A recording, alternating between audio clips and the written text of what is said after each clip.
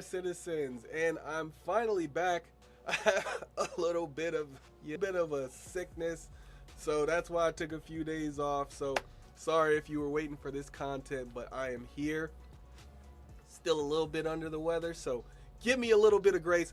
But welcome to Break It Down and Roll It Up, a new series where we break down big events in Star Citizen that can be a bit sharp and roll them up into a nice, big, blunted video.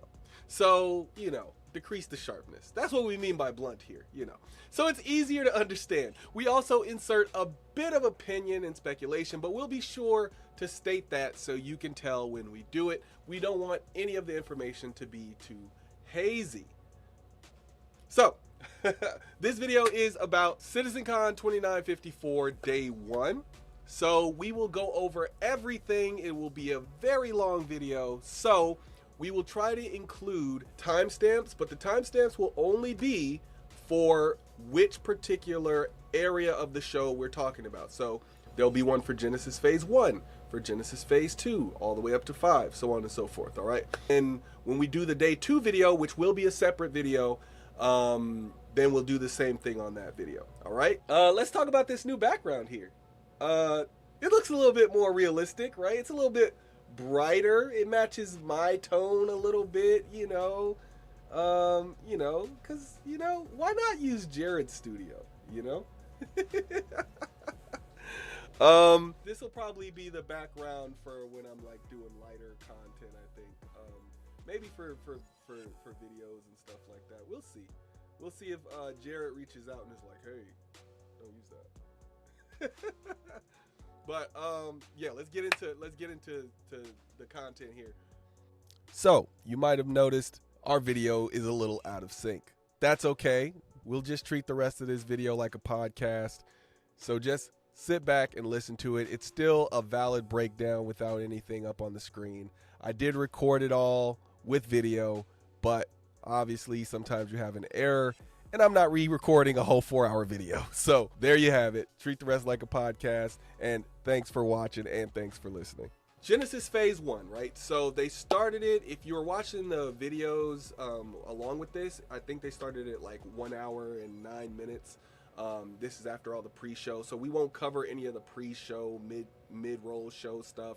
We won't carry things, or we won't cover things that are like completely opinion-based, like the costume contest or things like that. So but we'll cover all of the stuff that's about Star Citizen directly. So they first started out by talking about microbiomes, right? So we have it was this whole thing about emulating nature. They said there's going to be resource competition, viability in the environment, vitality in the environment, right? So the idea is that it's going to be scaling planet generation. So there's going to be geology, soil type, and when we talk about soil type, we're talking about soil nutrients, soil distribution, incoming light, temperature. So all this stuff, including humidity, erosion, groundwater, there's going to be individual rules for each plant's suitability. Essentially, if you have the right soil, the right light, the right temperature, the right humidity, you can grow a certain plant, but other plants might require a different type of soil, a different type of light, a different type of humidity, and you won't be able to grow those plants, right? So we're talking farming here, obviously, but we're also talking like the natural growth of a planet, right? So if you go to a very sunny planet that's around like Earth's atmosphere, you might see jungles and all that types of stuff, right? Jungles and forests and stuff like that. But if you go to a super dry planet, right, then you're going to see like more deserts and stuff like that. So it makes sense, right? And that's what they're doing, but they want this stuff to be generated rather than having to go in and manually do it. So this is why they're showing us this stuff. But it's not just for them to generate, it's also for us when we're doing our base building stuff, which Day 2's video is going to cover all of base building, but I'll try to tie things in as much as they make sense, right? Because this is to kind of help you understand what they're talking about, but also to kind of give my opinion on stuff and link this stuff together so you can kind of get a sense of how it all goes together. So on top of that, we have the terrain, right? So this is where we talk about, we got bedrock, soil, debris, snow and weather cover. We got water saturation. We got rocks. So when we're talking about all those things, we're talking about like it. So you have all of the weather things and the types of soil and things that affect the actual vegetation. But then you have what can the vegetation grow on, right? Like vegetation is rarely ever going to grow out of bedrock, right? But it will grow out of soil. And then what does it look like when there's debris scattered, right? Like, does that block the growth? What about snow? Does snow block the growth? Do certain things might grow where there is snow and might not otherwise, right? And then if it's completely flooded, a completely flooded area, maybe you get a swamp out of that, or maybe you get no growth or just a different type of growth, right? And then rocks. Obviously, if there's a rock sitting there, maybe it grows from under or around, right? And this is also not just talking about the nature, but it's also talking about how the terrain will be generated, right? So bedrock, soil, debris, snow, water saturation, and rocks, those are all going to be generated for the planets, right? So as the planets are built out, these things will be automatically generated, but they'll be I want to say procedurally generated, but I don't know if I'm using that term wrong. So what I'm essentially saying is it'll be generated and it'll be unique to each planet based on these conditions that they input and say, these are the conditions, generate a planet based on these rules, basically. And that's what Genesis is. Genesis is the set of rules that the what is it called? I think it's called Starchitect. So it is called Starchitect. So I was right. All right. So it's called Starchitect, and essentially they can put in all these rules and, you know, see what type of planet it generates. And then if it does something wonky or weird, they can change the rule set to fix that issue, you know, regenerate, and then just have it regenerate that planet if something is wonky or messed up. And that's kind of the idea. They're not taking the control out completely of the developer's hands. They're giving them the tools to create the world that they want to see, right? So if they want a desert world, they would just say it has less water coverage, less humidity, maybe the sun is closer to it, so on and so forth, right? And so that's kind of the idea, right? So we'll talk about the systems and how many worlds and stuff we're getting in day 2, because that's mostly a day 2 thing, I think. But yeah, we're trying to cover this in the order that you watched it, so this is the way they covered it. But let's talk about flora, right? So flora, you know, the trees are larger, they require more space and resources, and we'll talk about how that matters for gameplay in just a bit. But the grass, right, it needs more than an average amount of sunlight, right? And slightly below average amount of humidity, but a slightly below average temperature. But it needs a regular pH level and like 1 meter of space to grow. So like specifically talking about, if you want grass to grow, it has to meet all of those things, right? Now, if we rate this on a scale, now I'm inserting my rating into this just so it's easier to understand, right? Because what they put on screen was kind of just like this bar.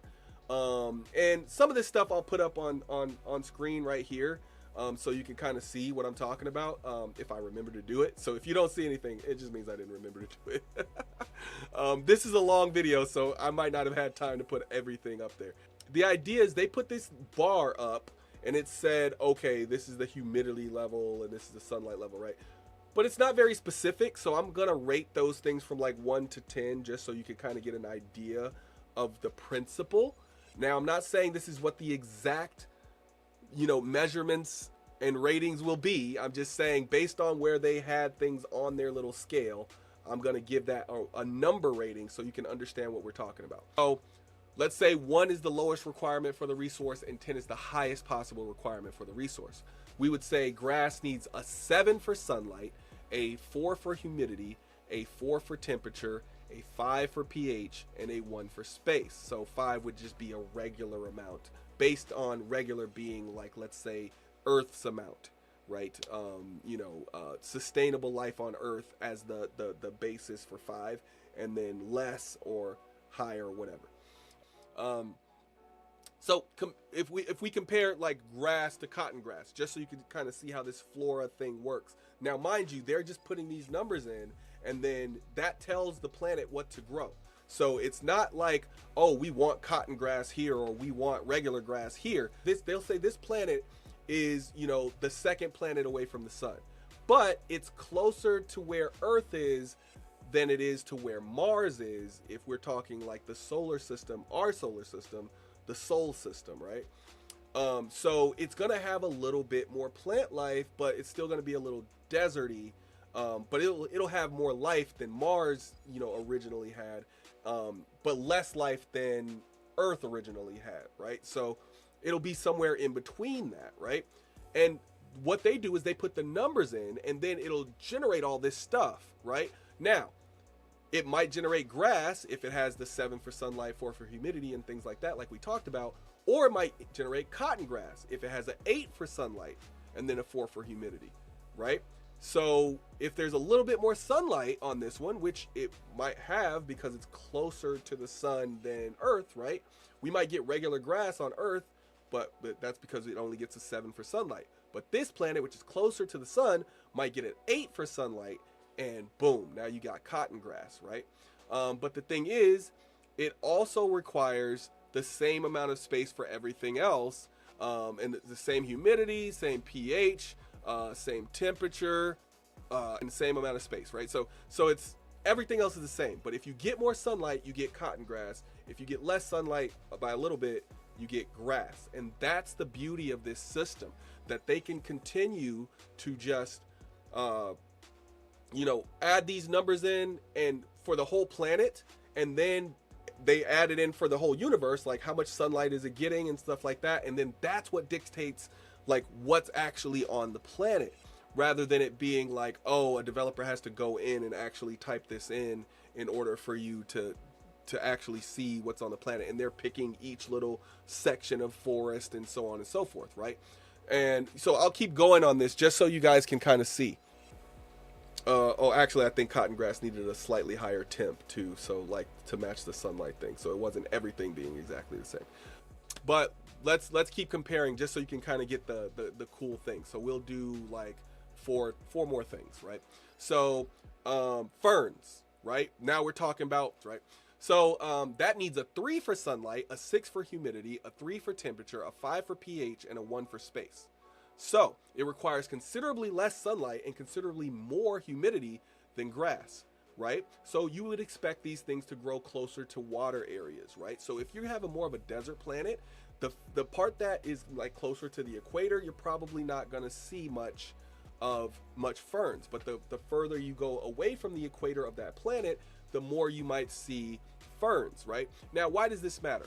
Because if you know where you are on the planet's surface, and let's say you're a farmer, right, and you need fern for whatever you're trying to build, I don't know what you would need fern for, but whatever you're trying to build, and you're close to the equator, you're not gonna find fern near there, right? So why would you search there? So you would know that you need to go further north or further south, depending on what side of the equator you're on, in order to find fern, and then that's how you would get the seeds for the fern and then bring it back to your hydroponics or whatever, wherever you're doing your farming at, right? And that's why that stuff matters. So we all tend to think of this stuff and be like, oh, it's just cool. They're talking about procedural planet tech, right? But it all matters, even if you're not a farmer, right? So like, let's say you're just a base builder, right? And you don't plan on farming, you just plan on building bases. Well, if you know that you're building a base for a farmer, you need to know that they're not going to want a base near the equator because on this particular planet, because it's too hot. They're not going to be able to grow their stuff. So they're going to want something a little bit further north or a little bit further south, depending on what the weather's like. So it's going to touch everything. And this is what the beauty of this presentation is all about. It's the things that we don't think that will affect us, but they do. All right, now let's go to the salix bush. So there's the salix bush, which needs a 7 for sunlight, a 5 for humidity, a 2 for temperature, a 5 for pH, and a 2 for space. Now, it's similar to grass, but it requires very low temperatures. You can tell, right? So now it's like if you get, you know, the same kind of conditions as grass, but now it's colder, right? So now we're thinking maybe closer to the North Pole or South Pole of this planet. Now you're, instead of getting the grass, you just get a bunch of salix bushes, or maybe a different type of grass that we haven't mentioned yet. All right, now let's go to like the trees, right? I think they call these pine trees, but they were listed as Picea mariana. This is where you get something that needs 7 sunlight, 4 for humidity, 3 for temperature, 5 for pH, and 4 for space. So now, you know, it's similar to the salix bush, but it requires way more space. They just put all these numbers in, and then the planet generates it all based on their rule set. And it's really cool when you think about it, because it allows them to create things faster. And that's kind of what we're all like following this game for a long time. And you start to really wonder about the speed of Star Citizen. So it's very interesting to finally see what they've developed to allow them to go faster, which is what we kind of all ask for. So then let's talk weather and age, and then that'll be our last little part of this before we go to Genesis Phase 2. So the age of the flora determines the growth and the look, and the weather determines the look.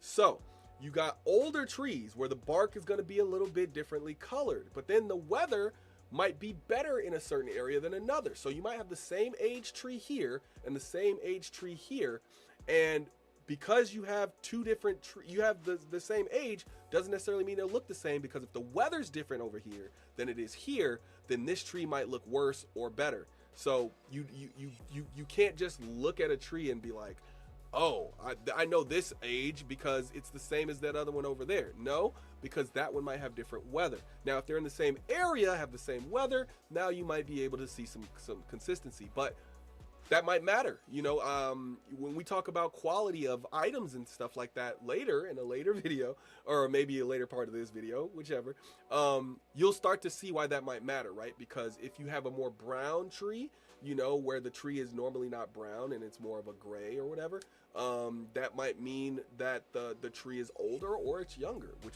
might affect the quality of the wood that you get from it. And the quality of wood does matter. So we'll talk about that a little bit later. But yes, that is it for Phase 1. We are going to move on to Genesis Phase 2 now. All right, moving on to Genesis Phase 2. So I believe this starts at about 1 hour and 27 minutes if you're looking at the dedicated video by CIG. I do actually want to talk about the people who made this stuff, because I think sometimes we forget that, and I actually forgot it when I talked about Phase 1. So Will Hain is the senior engine programmer, level 1, and Ali Brown is the senior director of graphics and procedural tech. They are responsible for the Genesis Phase 1 stuff. So let's start giving some shout outs to these developers. You know, these are, and a lot of these developers are not the developers that get a lot of the attention, right? So we all kind of know John Crew, right? Because he does the ships. We might know Ben Curtis now because he's been on a lot more ship videos. You know, I mean, I know a lot of these people, like, and now I got pictures with a lot of them because of CitizenCon. That was fun. I'll be going to every CitizenCon from now on, so that's how much fun it was. If you get the chance to go to a CitizenCon, go. But Mark Gibson, right? He's been on a lot of videos. So like, there's a lot of people, and we know a lot of the ship team because they're on so many ISCs, and we know that ships sell and stuff like that. But Genesis Phase 2, Sebastian Schroeder, some people might know, but these people, they deserve their credit too. So I'm going to call them out as far as what they're responsible for. So senior Sebastian Schroeder, excuse me if I say your name wrong as well, but Sebastian Schroeder, senior principal environment tech artist. He's the one who worked on Genesis Phase 2, or at least he presented it. I don't know if all of these people specifically worked on it, but I'm going to present it as though they worked on it. And then if CIG wants to correct me down low, then they can. Now that I know that a few CIG folks watch my videos, hey, what's up, CIG? I see you. You know, job openings anytime soon. You know, I can move to Montreal. You know, I can move to Manchester, but you got to pay me a lot more to move to Manchester. But yeah. Anyway, swamps. Swamps. So unique flora and fauna based on the watery floor. So if you watch the Phase 1 part, then you know what we're talking about when we say watery floor. So when it came out, they talked about, you know, how the you know, the same things that we talked about in phase one, you know, the weather, the erosion, all that stuff determines what's going to grow. So obviously if the floor is constantly wet, certain things won't get enough sunlight, so they won't grow, but other things will get perfect amount of sunlight, so they will grow. And then there will be creatures hidden below the water, so there will be swimming creatures. Now, if you watch the whole CitizenCon, then we know that fishing is not going to be even in 1.0 Star Citizen, but it will come at a later patch. So don't think that that's what that means. Creatures hidden below is normally going to be enemies to fight, and we'll probably have some weapons that we can use to fight those enemies. Or it could just be maybe that when he says fishing, he's saying like just with a rod, that type of fishing is not coming, and maybe we will be able to grab certain things out of the water. Don't know yet. Sunken ships, right? So imagine like, you know, trying to salvage a ship, but you got to pull it out of the water first. And maybe the components are worse for wear or better, you know, maybe they're preserved better because they're in a swamp. I don't know. Interactable environments, like, so when they showed the video, there was, you know, the person was walking through and logs and foliage were moving as they touched them. So this is all interactable stuff. So think Maelstrom when you think interactable, but only partially, right? And then jungles. So swamps, jungles, obviously you should know the difference, but I'll explain it a little bit. So swamps are watery floor, water is the center of everything. Jungles where grass and overgrowth are the center of everything at the bottom. Trees are normally bigger in jungles, a little bit smaller in swamps and things like that, but everything is overgrown, and that's kind of the idea. But the idea is also that you'll be able to hide your ship in the density of the trees. And when they were doing the swamp thing, I don't know if you noticed, but they kind of did a callback to Luke Skywalker lifting the X-Wing out of the swamp. You know, they kind of did that, so it was pretty cool. Forests and redwoods. So massive trees, obviously. The only things overgrown are trees and ferns. And that's how you can tell the difference between the jungles and the forest, right? So jungles, everything is overgrown, right? Forests, you have the massive trees and massive ferns. So like bushes and stuff like that will be overgrown. Maybe some grass, but it's mostly bushes and trees that are overgrown. And the trees in a forest are much larger generally than the trees in a jungle. So that's a little bit of a difference too. Now, as far as larger, I mean taller and thicker, but jungles will have a more differentiation of trees. Now, I'm not a science major, so if I got that a little bit wrong, go to the comments. I'm sure a science major is down there chewing me up and telling you, no, that's not what a jungle is. That's what this is. So yeah, go find that person and, you know, yeah, have fun. All right, that is it for Genesis Phase 2. Let's move on to Genesis Phase 3. All right, so Genesis Phase 3 Part 1. I do believe this, so this, I think it was either 2 or 3 parts, but either way, it started at 139.15 in the actual CitizenCon video if you're watching the whole day one broadcast. And this was by Ian Duforay, the technical designer level 2. So he talked about location, density, and exploration. So when we talk about locations, what are we talking about, right? We're talking about quality. We're talking about uniqueness. We're talking about whether it matters to a specific player, things like that, right? But what do we mean when we say things like uniqueness, right? So is it a frontier for settlements, or is it high tech for like emergency settlements, or is it utilitarian for bunkers and distribution centers? So all of those things will be different. So when we try to make it matter to a specific player, right, we're talking about narrative development. So we're talking about story stuff, like why do I want to go to a different location? Why do I care that the locations are different, right? And so that's where density comes in, right? Their idea of density is that you should see something every 100 meters. So if you're driving, there should be something interesting every 100 meters. I'm not sure who did that first, but if I remember it after making this video, then I'll pop it up here on the screen. But other than that, I'm pretty sure that's kind of the like MMO rule, or the RPG rule is like every 100 meters a player should have something interesting. And it might have been Bethesda the guys who did Skyrim and Skyrim, Starfield, and you know, all those games. I think those are the folks that kind of figured out the like interesting thing every 100 meters thing. So if that's correct, I won't pop anything on the screen here. So what does that all mean, right? So, you know, it starts with like coherency, right? So tighter stories, you know, everything is near everything else, right? It's not just like one point over there and then you got to go on this stupid mission where you just going to one spot and then coming all the way back for that one thing. You want things to be kind of near each other. So for logical exploration, you know, not having to go super far for those single things, right? You have the mining cluster rules and mining cluster targets, right? So remember, we're still talking about Genesis here, but what we're talking about now is like, what are the rules for the things rather than the weather, the environments and things like that, right? So, what if we're creating a mining cluster for logic? Right, and I say we. I'm not talking about me. I'm just saying like in general. I'm not a CIG dev yet. Anyway, so logical exploration. So mining cluster rules, right? So if we're creating a mining cluster, right, it has to be near a resource, and generally we want it to be on a lawful planet, right? Because most people aren't going to go mining in the unlawful sectors.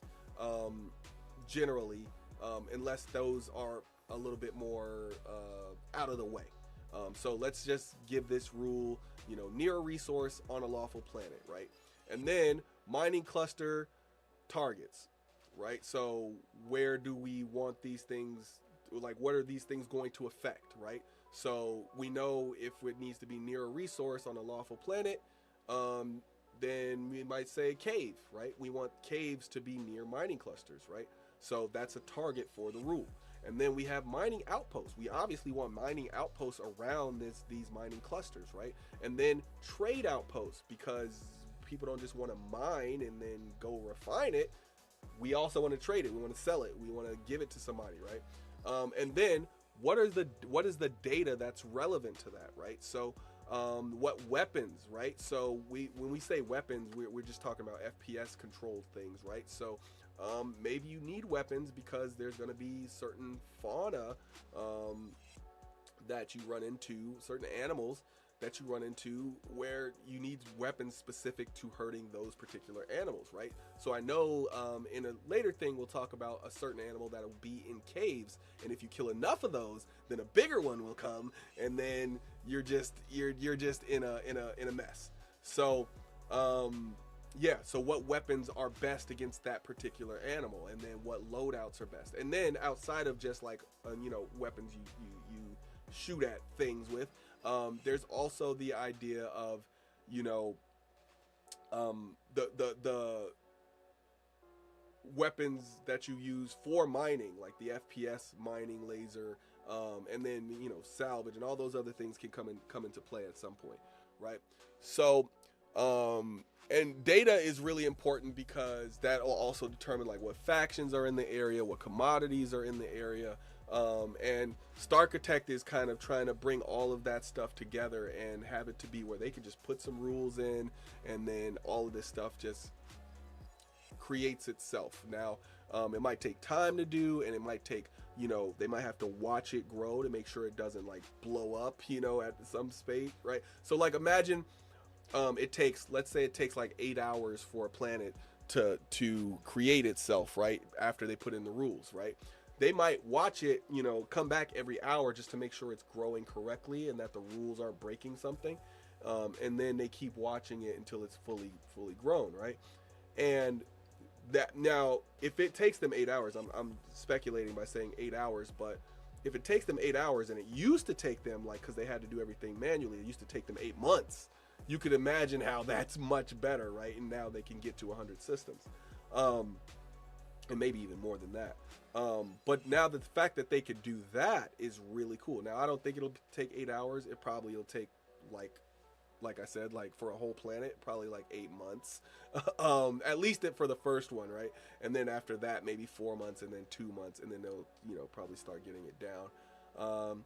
But Starchitect is got a lot of things, right? So it's got these scatter modules and locations, right? So a cluster, right? This is when they did the zoom out thing, right? You saw like what a cluster looks like. It was like 13 locations. They were all generated near each other. So we did like the mining cluster. Then you had the distribution center, and then there was a forward operating base, a mining outpost, caves, and that was all one cluster, right? Then if you get a group of clusters, right, that creates a sector, and then you could have a salvage cluster along with your mining cluster, right? And then a planet is a group of sectors, right? So it has sectors, sectors can contain all these different things in them, but that's what a planet is. It just has a bunch of sectors all over it, all right? And so that's kind of the way that they can, zoom in and zoom out, so you're affected at all the levels, right? And then I think when they got out, they zoomed all the way out. It was like 3,000 points of interest or something like that, which was absolutely insane. And it's great, and that's what I'm glad that they're moving towards that. And then there's the logical rule set, right? So we talked about the mining outpost earlier, so let's keep with that. So rules: distance to the resource, right? Like, it's not just how, like, that it's near a resource. We need to know what the distance is to the resource, right?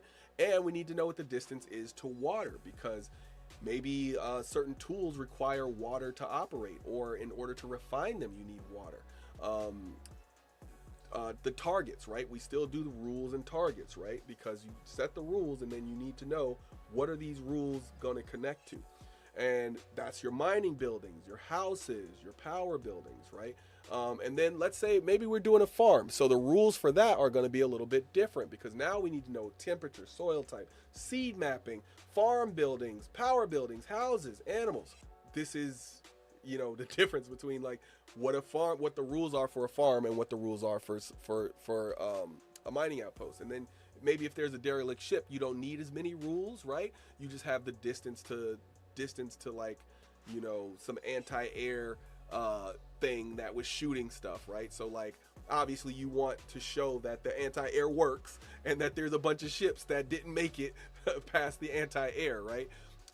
And maybe you want that to be in some mountains or something, right? Because they should be scattered kind of all over the place, but within a certain distance to the anti-air. And then, the target is crash ship parts, right?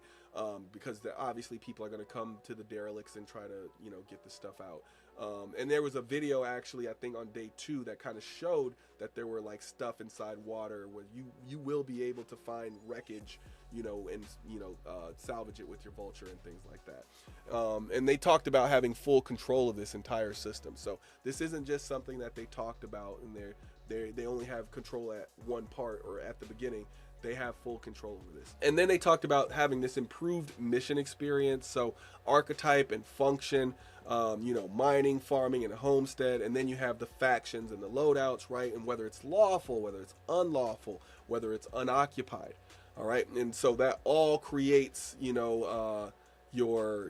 that's kind of your intro to Genesis Phase 3, Part 1, but we still got more Genesis Phase 3 to go, because I think it's either 2 or 3 parts. I can't remember.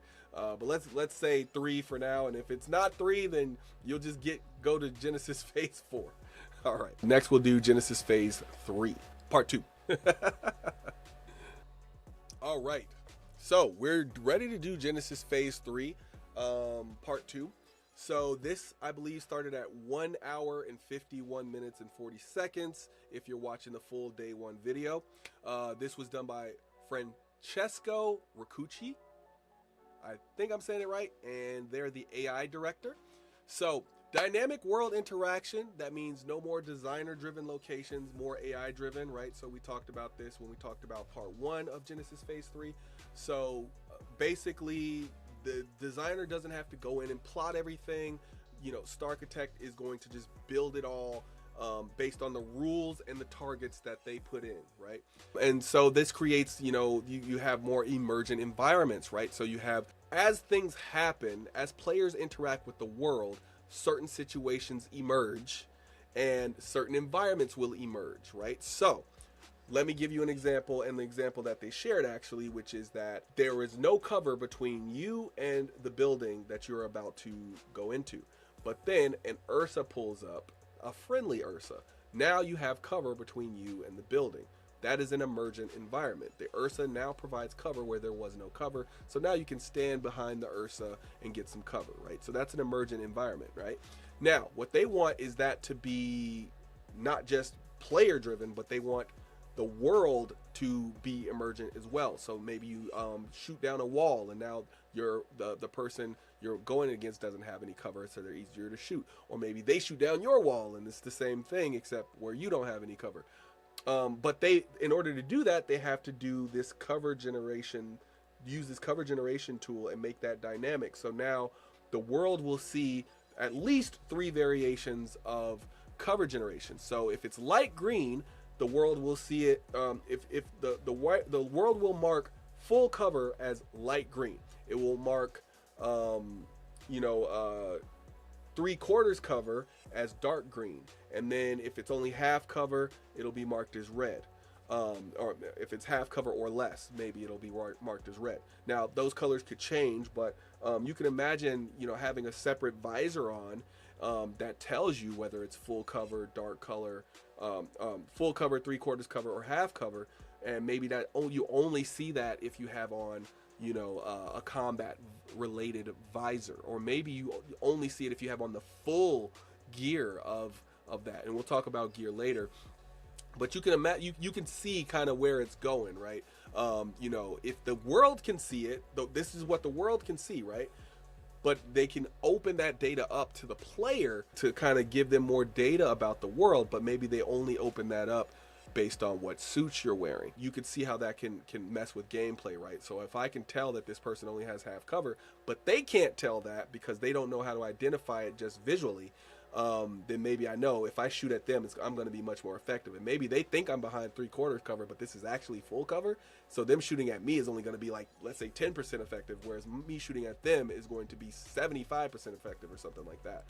So now I know I'm in a great position. I can stay here, but they don't know that they should move, and then I end up winning that interaction.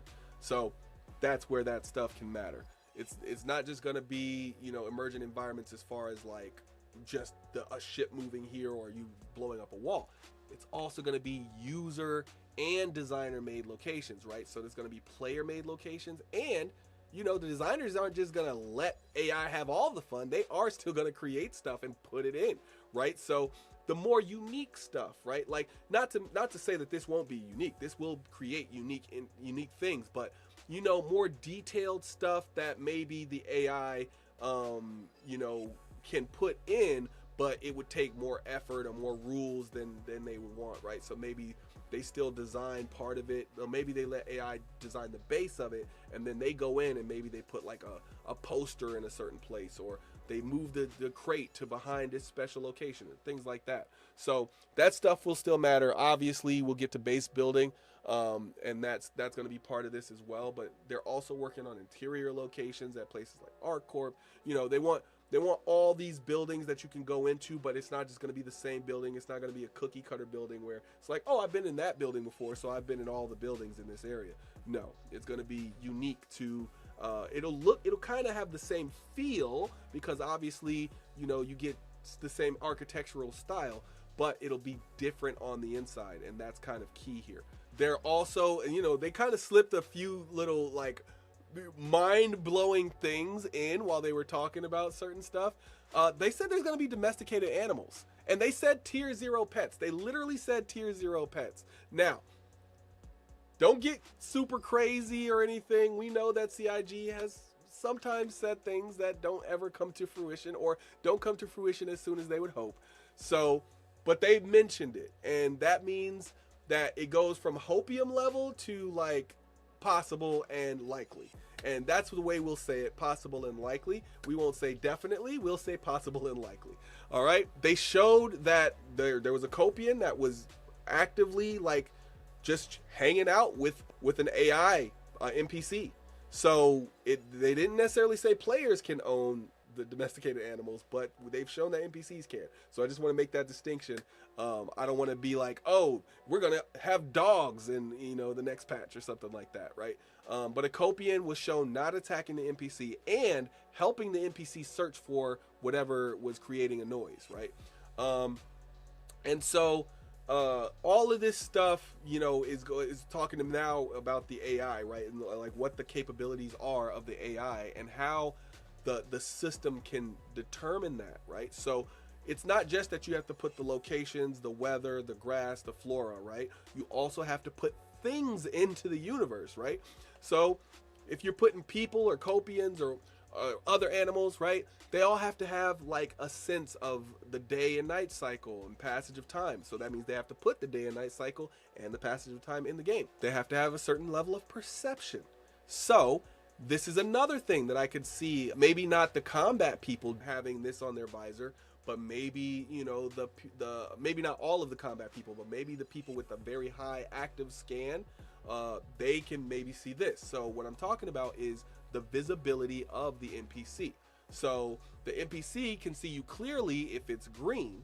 If it's orange, then maybe they can see something and they'll investigate, and they'll investigate it pretty quickly, but they don't see you. They just see something and they'll be pretty quick to investigate.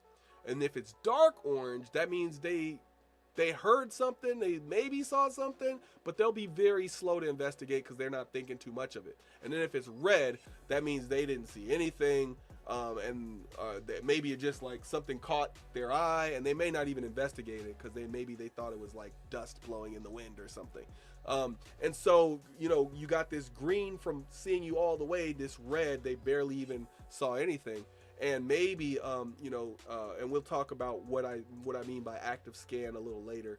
Some of you will already know what I'm talking about. Maybe all of you if you've watched the day 1 and day 2 videos.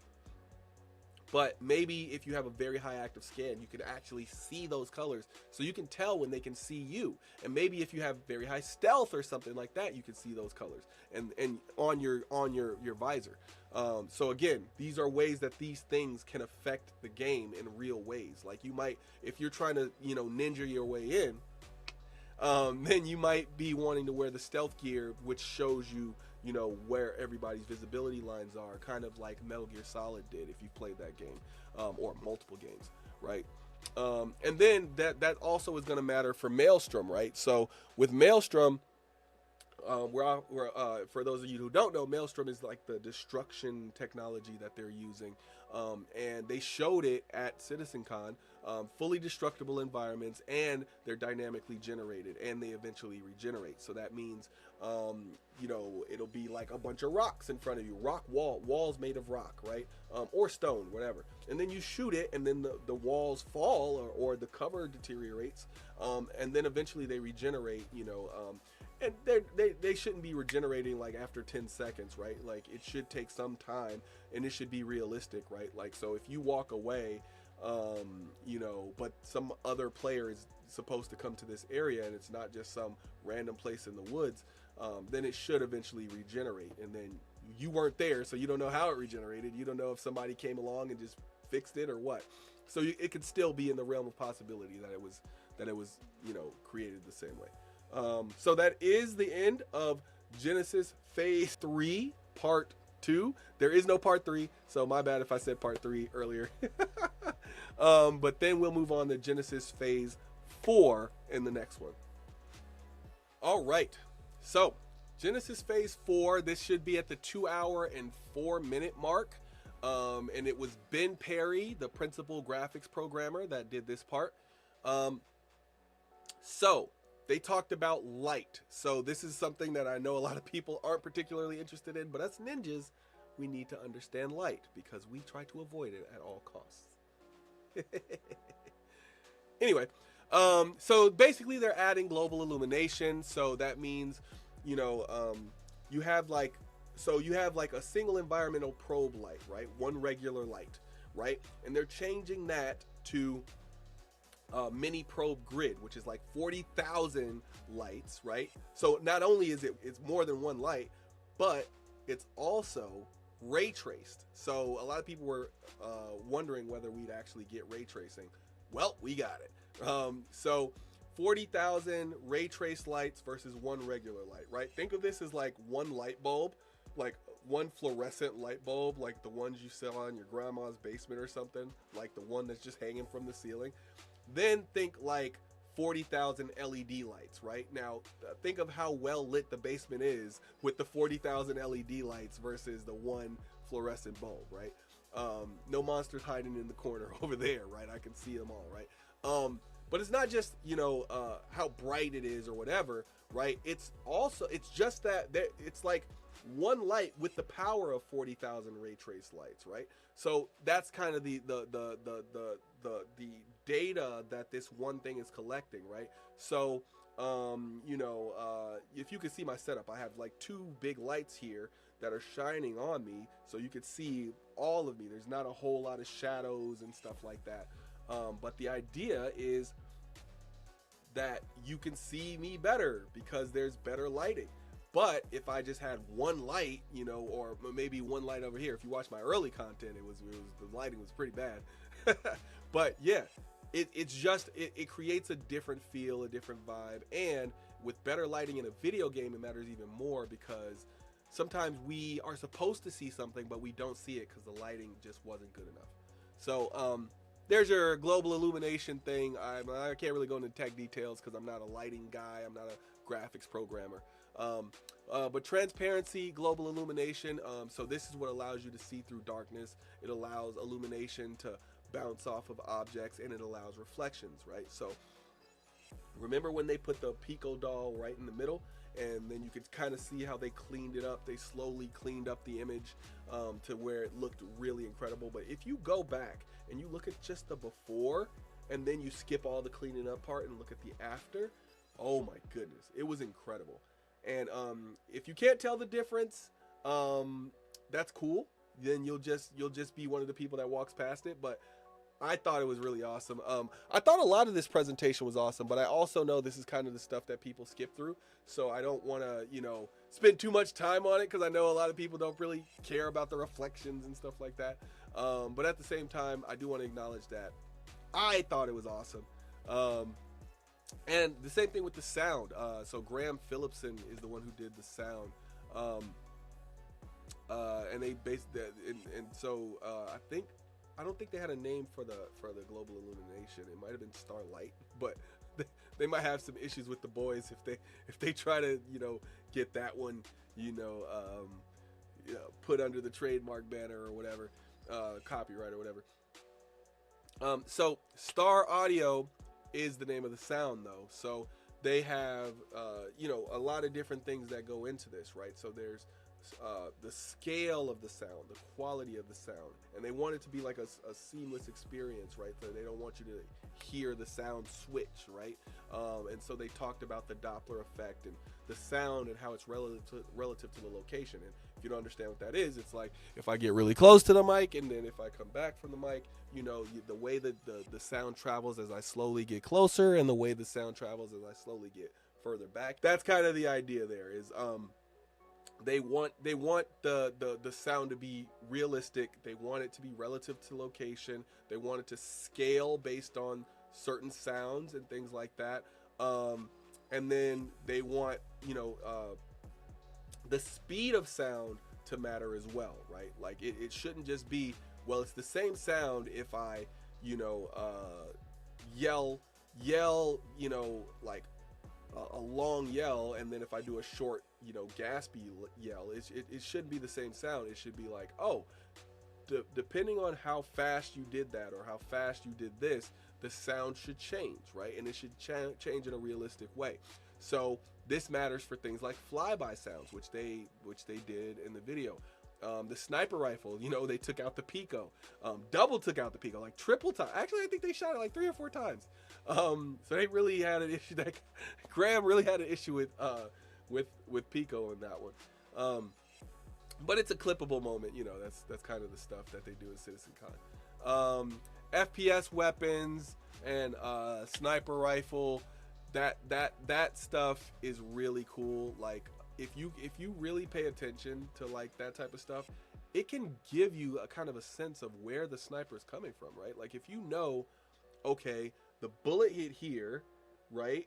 But when I heard the sound, it was coming more from my right speaker than my left.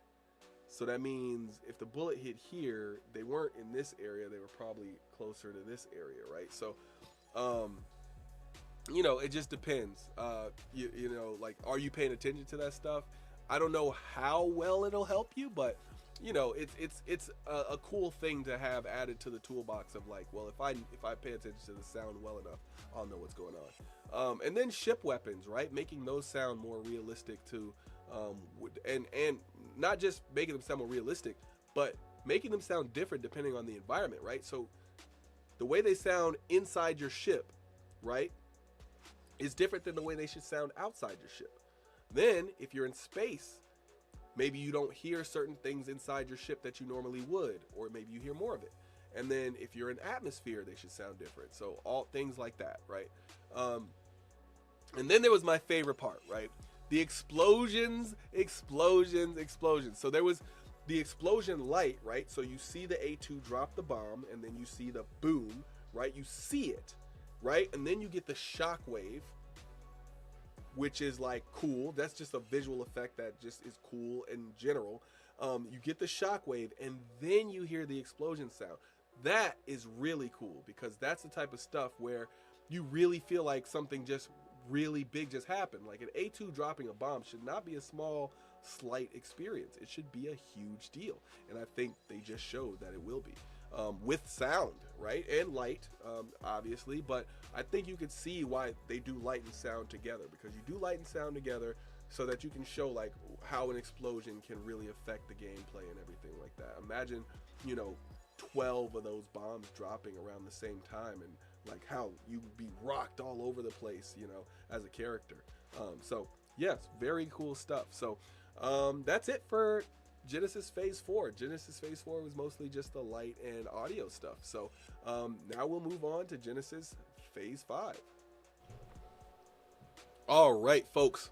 So now we are at Genesis Phase 5. So this was at the 2 hour and 20 minute mark, if I'm not mistaken. This was Benoit Bossiger, CTO, and then Ollie Brown came back. So this was, you know, one of the coolest parts of the presentation. This kind of put it all together. So they talked about cloud improvements, cloud formation, and dissipation, right? So cloud improvements, the stuff that is going to determine a lot of the weather, right? Like we need to know what, like, imagine you're on a planet and you see wall clouds, right? Now, if you live in the United States and you live in Tornado Alley, you know that a wall cloud means a tornado's coming, right? So if you are in the game, imagine knowing like what the weather looks like and being able to say, oh, it's time to get out of here, or like, oh, maybe it's just gonna rain or whatever. And if you know it's just gonna rain, then maybe you like cover up the things that don't need as much moisture on your farm, or maybe you cover up, or maybe you open things up to the moisture, or maybe you put out things to catch water, or because it doesn't rain that often. Like that's why this stuff matters. So when every time I think of this stuff, I always think about how does it affect you in game, right? Not to mention like certain things are not gonna. I mean, certain things are, you know, gonna be slippery when it's wet, and so on and so forth. So it's not just the formation of the clouds that they did; they also worked on the dissipation of the clouds. And I think that's you know, just as important, because you also need to know when the weather's clearing up and things like that, right? And all that stuff matters for the game. One of the things that they did this new shading model for deeper cloud lighting. So it's so you can see into the cloud, right? So you can see like how close is the sun behind that cloud, right? So think of it as like you're holding a sheet up and then there's a light behind it, right? And the more sheets you hold in front of it, the darker that light gets, until you can't even see it anymore. But the more sheets you take down, the brighter the light gets, right? So it's like, as you're going through a cloud, how do you know whether you're getting to the end of it or not if you can't see the light at the end of the cloud tunnel, so to speak? So that's what I think of when I think of you know, the shading models for deeper cloud lighting. And yeah, so you know, that part of that is the clouds creating shadows. And then they released the Kraken, so to speak, as far as weather, and they said they're going to have full weather simulation via weather fronts. So that means things are going to look wet. There's going to be puddles. There's going to be light casted through the rain. Rain going to come based on like natural conditions that actually create rain. It's not just going to be like, oh, it just randomly started raining. No. Wind makes flight more difficult in the atmosphere. Like if you are flying and it starts raining, it might be fine because it's just rain. But if it's rain plus wind, oh, now you're going to have less visibility, and the wind's going to make you fly a little weird. So maybe you have to oversteer in certain directions. And then lightning can strike your ship, which is absolutely insane. That aurora was boop, done because of lightning. Imagine flying through a cloud and like you don't got to worry about pirates anymore. You got to worry about whether that lightning is going to strike you. So it's going to make people hesitate to just fly through a weather front, right? So all these things are going to affect the way we play the game, right? So if I have an aurora-sized ship, I might be worried about a lightning strike because you saw what it did in the video, right? I might say, hey, I'm going to wait till this weather clears. But what if I'm running from somebody, right? So now I might have to stay a little bit lower so I don't get into those clouds and actually just find somewhere to hide until the weather clears.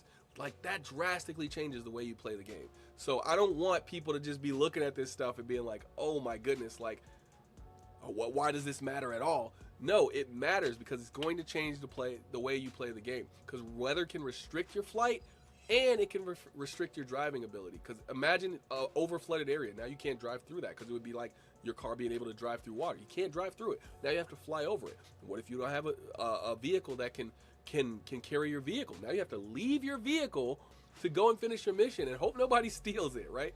So it's going to change the way we play the game, and it was a huge thing. I absolutely love the visuals from that piece.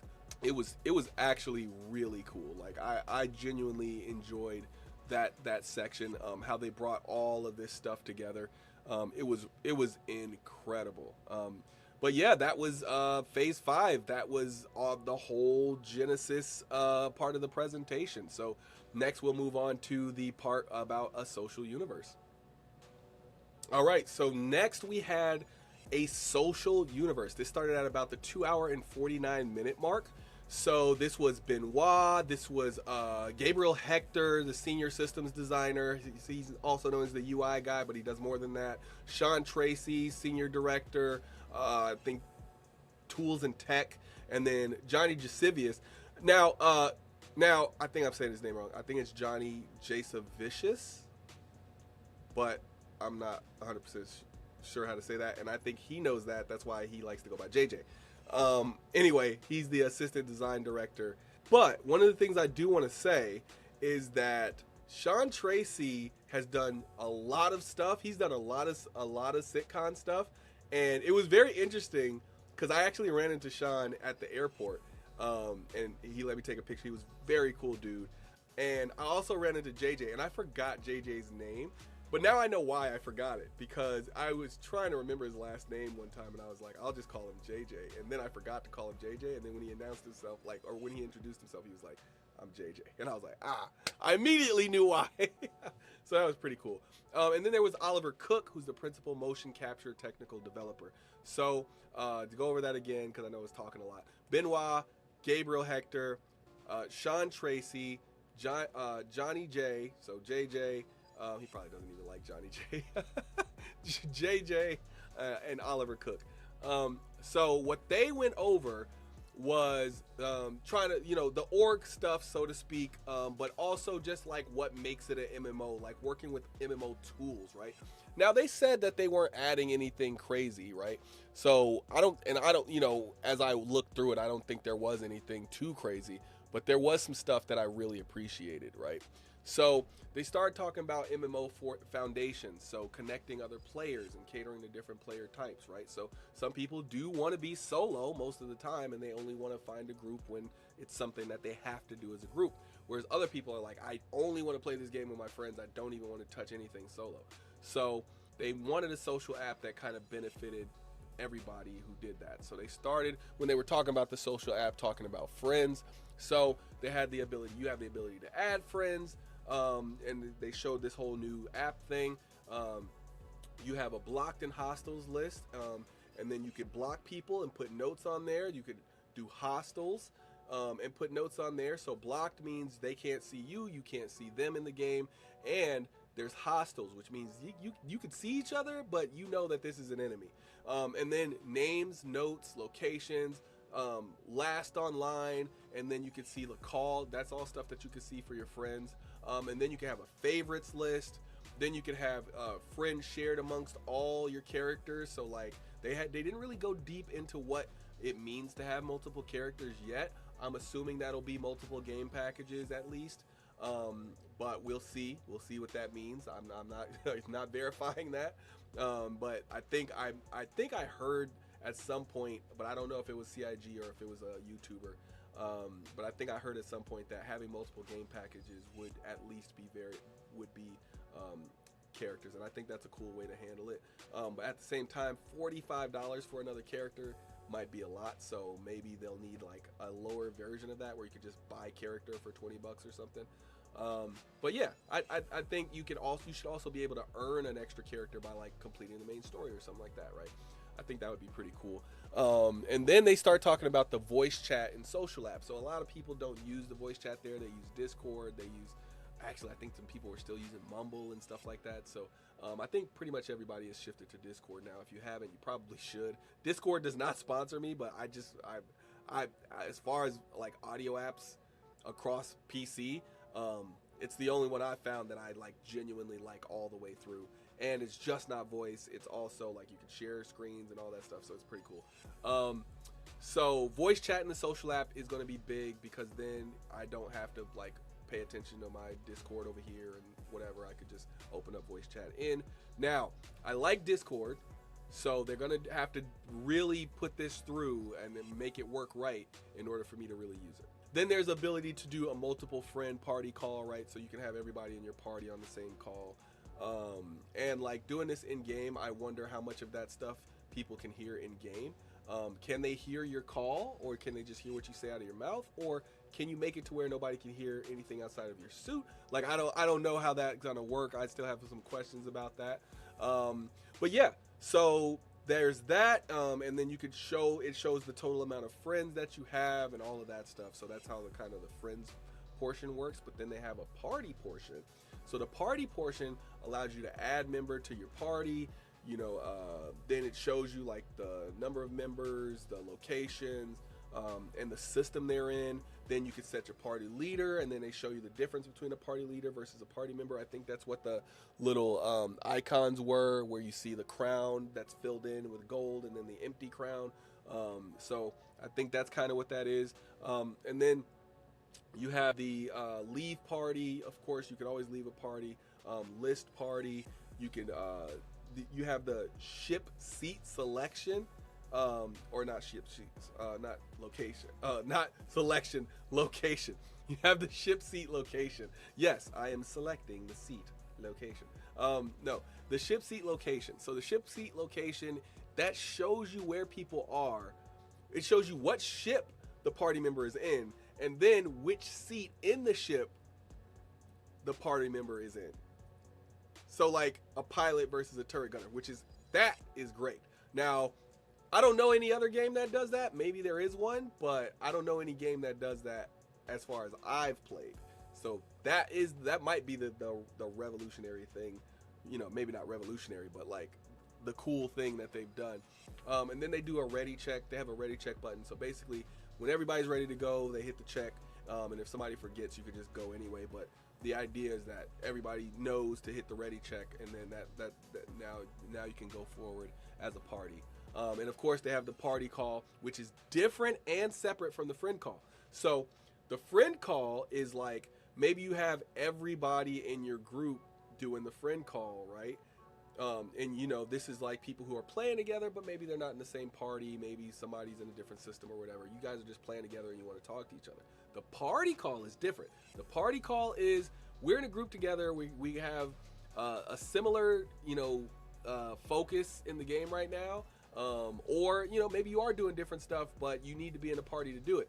And so that call is completely different. And I like that, because the same people you're in a party with may not always be your friends, and the same people you're friends with may not always be in your party. So very cool. And my favorite feature, because I'm going to be streaming gameplay at some point, is streamers can obscure their on-screen names and location. Now, don't get me wrong, people can still figure it out very easily, because on my stream channel it'll say Billionaire Ninjas really big. And you know, I'll probably be talking about the location, or it'll be visibly obvious where I am. But not having it just listed on the screen so somebody can just be like, let me check real quick, and then go find you.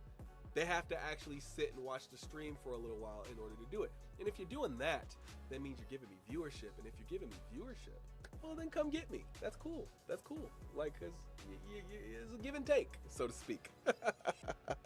And one of the other things I liked is the party finder. So, right, like not all of us have friends that play Star Citizen, and for good reason, some of us, and for bad reasons for others. Like some people are just like, oh, it's a buggy mess. Well, it's an alpha, so yeah, that's kind of going to be the way it is. So don't play it yet until it's fully complete.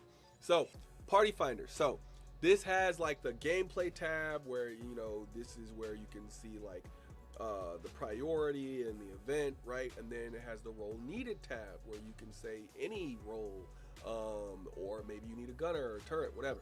Or like a turret gunner, or like an engineer or something like that. And then you have the contract tab. So we're going to do a group mission maybe. Then the max members tab. So maybe we only want 10 people in this particular party. And then you can select between like your known players, like orgs and friends. Maybe we only want to select people to join our party from our orgs, or people who are on our friends list. Then you have a search function, and then you have the matching party thing, right? So it showed like 10 of 1,305 parties. So, right, maybe there's only 1,305 parties that you can qualify to join, or that are only available to join, right? There's 1,305 that you could possibly be a part of. And then maybe based on your other selections, you will only see 10 of those. If that's the way it works, then you only see those 10 parties. That's cool, because that's based on your search functions. And if you want to see more, then you would delete some of those search functions, right? Those filters that you set, so to speak. And then when you're matching the party, it'll show you the name of the party. It'll show you the symbol marking whether they're currently active or not active, right? So you might be joining a party that just took a break, or you might be joining a party that's like actively doing a mission. So I like that it shows you where you're joining this party at, like what their status is. And then it shows you the location of the party. Maybe they're at Lorville, maybe they're in New Babbage, maybe they're at Area 18. Then it shows you the contract they're working on. Maybe they're doing Xenothreat. Then it shows you the members, right? So it has this thing where it says current, max, and pending, and they're all split off by backslashes. Maybe it's a forward slash. I don't know. Is this one the forward slash, or is that one? You can't even answer the question because it's mirrored on the video. Anyway, it's current, max, and pending. And what's hilarious is that when it says current, max, and pending, they had these numbers up, right? So it said 5, 8, and 9, and then I was like, I don't know what that means. So 5 current members, 8 max members, and 9 pending members. So maybe there's 9 people who want to join the party, and you got to select. Maybe you have 5 people in your party and you could only fit 8, and then there's 9 people who are trying to get into your party. So you have 3 more slots left, and you're picking from those 9, and maybe that's what those numbers mean. So I don't know. They didn't really get deep into it, but that's kind of the way that I saw it. And then you have status. So you can either you'll have a button and it'll say apply, or that you already applied, or it'll say denied. So that lets you know whether you can or can't join that particular party, unless you're just waiting and it says applied. And then there was the chat window. So they customized the chat window and made it, I think, a lot better. So, well, they didn't customize it. They allow you to customize it. So you have the layout, the container width, the font color, the background color, the passive opacity, and then the passive text opacity. So those are all things that you can change in the chat. And that is really cool, especially because, you know, there's some options for people who are differently abled and stuff. So like, you know, it's really cool that you can change that stuff to match what you need. And then they have the tabs, right? So you can create a new chat message. You can go to the general, which is, you know, the global chat. Then you have trades tabs, group tabs, combat log. And then they got slash commands that they added in, right? So if you're not familiar with slash commands are like you type something and you put a slash and then you put like party, right? And then that'll mean you're only chatting to the party. Or then you put a slash and then you put DM, and that means it's a direct message, right? So, you know, just make sure it's the right slash, // right? But make sure it's the right slash, and then you will do the thing that it says rather than having to find that particular tab and go to it, right? And then you could use that same thing. You could use links to things that you mentioned, right? So the 4 that they showed were you could link to an event. Like I'm talking about the Xenothreat event, right? Maybe you're talking about a star map location and you're saying, hey, I want to go to Stanton 1, or maybe you say Hurston or whatever, right? And then you say you put you link to Hurston rather than saying I want to go to Hurston, right? And so whether the person understands it or not, they can just click on it. And then item links and player links, right? You could link to these things, which I think is really cool because that changes the way you play the game. And this is why I think a lot of this stuff is cool. Then Sean Tracy came on, and Sean Tracy talked about FOIP and VoIP. So when you place video calls, right? We already kind of know the way this kind of works now. They want people to be able to do this and it kind of be a seamless experience. They want you to be able to see each other and speak in game, take selfies. They want all that stuff to happen, right? And the way that they do it is FOIP and VoIP are coupled together. They're encoded and decoded together so your mouth matches your facial movements, and they're improving it, which is what we needed. Like, improvements were very much so needed in the FOIP. Like, I don't even use FOIP anymore because of how bad it was. And so I'm super happy to hear about this, right? So they improved the head rotation tracking. It can track whether my head's doing this or not, because I'm not looking completely this way, and it doesn't have to track my complete profile of my face, because nobody's doing that when they're playing the game. They're looking at the screen, right? But it should be able to detect little notions, right? Like if I have this massive screen that I'm watching, that I'm playing Star Citizen on, and I look up this way or look up this way or look down this way or look down this way, it should be able to tell generally where my face is pointing, right? Not all the way, but a little bit, right? And then it does range of motion for the mouth. So he did it like this. But that's a big thing, right? It couldn't tell the range of your mouth, so it would just stop moving and it would make your mouth look weird, and it didn't look like it was actually sounding out the things you were saying. And then secondary motions, right? Like what's moving, like if I move like this, my cheek moves, so on and so forth. They showed it really well. And then tracking stabilization, right? Like if I shift my head quickly, how quickly does it notice that my head shifted, and how slow does it move? Does it track it, universally and unilaterally, right?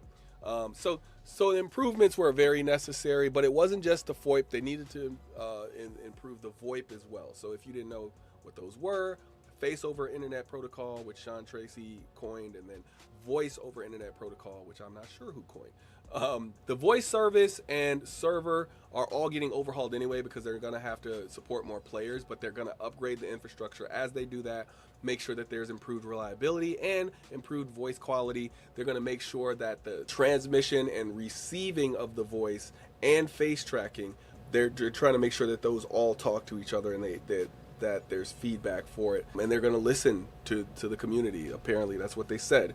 So make sure you're letting your voices be known about that.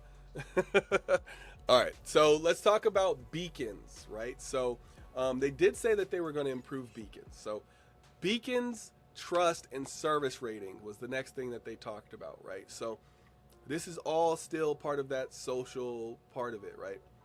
They're going to do these things called guide beacons, right? They're going to give us a reason to actually be guides in the game, rather than like just saying there's a guide program and maybe you get something, maybe you don't. And then like I remember there being like certain things, like every time there's a new patch, maybe they do like a guide thing where like you get a prize if you guide enough people. But they're doing it in game now, right? And they have all these different levels, right? So, and different areas that you can participate in. They have general, basic, general, advanced, vehicle combat, FPS combat, racing, mining, salvaging, trading, refueling, medical, touring, base building, crafting. Like, they have all of this stuff. Like, and that's not the full extent of it, obviously. That's just, you know, what they showed on the screen. But then there will also be guilds subsidizing the beacons, right? So let me give you an example. And this is an example they shared on the screen. They didn't really point to it, but Interstellar Transport Guild, right? We'll talk about what that actually is later. But they pay 15K, and then you pay 5K if you're the one seeking out the guide, right? The guild will pay 15K for the guide, and then you pay 5K for the guide, so that the guide sees it as worth it, but you also see it as worth it, because you're like, 5,000, that's not a big deal, but 20,000, I don't know if I'd pay that much for this little piece of help that I need. So they subsidize it because it helps whatever, especially, you know, if you're like, because obviously whatever you're doing is going to be underneath a certain guild. We'll talk about which things are under each guild later. I actually think that might be a day 2 thing, but the idea is this guild is going to help you for a specific reason, and they're going to give you that money because you're helping teach somebody how to operate within their guild. So it makes sense in the universe for them to give 15K and for the person to give 5K. So it's a collaborative effort, and then you make 20K off of it. Now, I don't know if that's a starter amount or a late level amount, but I'm sure that the more guides you do, the better rewards are that you get. And maybe you get other stuff from that we'll talk about later. So then there's this huge thing, right? There's this beacon success and failure thing, right? Now, the system will auto check to see if you success or fail, so you can't game the system. And then if you succeed, you gain rep. If you fail, you lose rep. That makes sense. And you can get to a very low status that gives you like this special thing that looks really weird.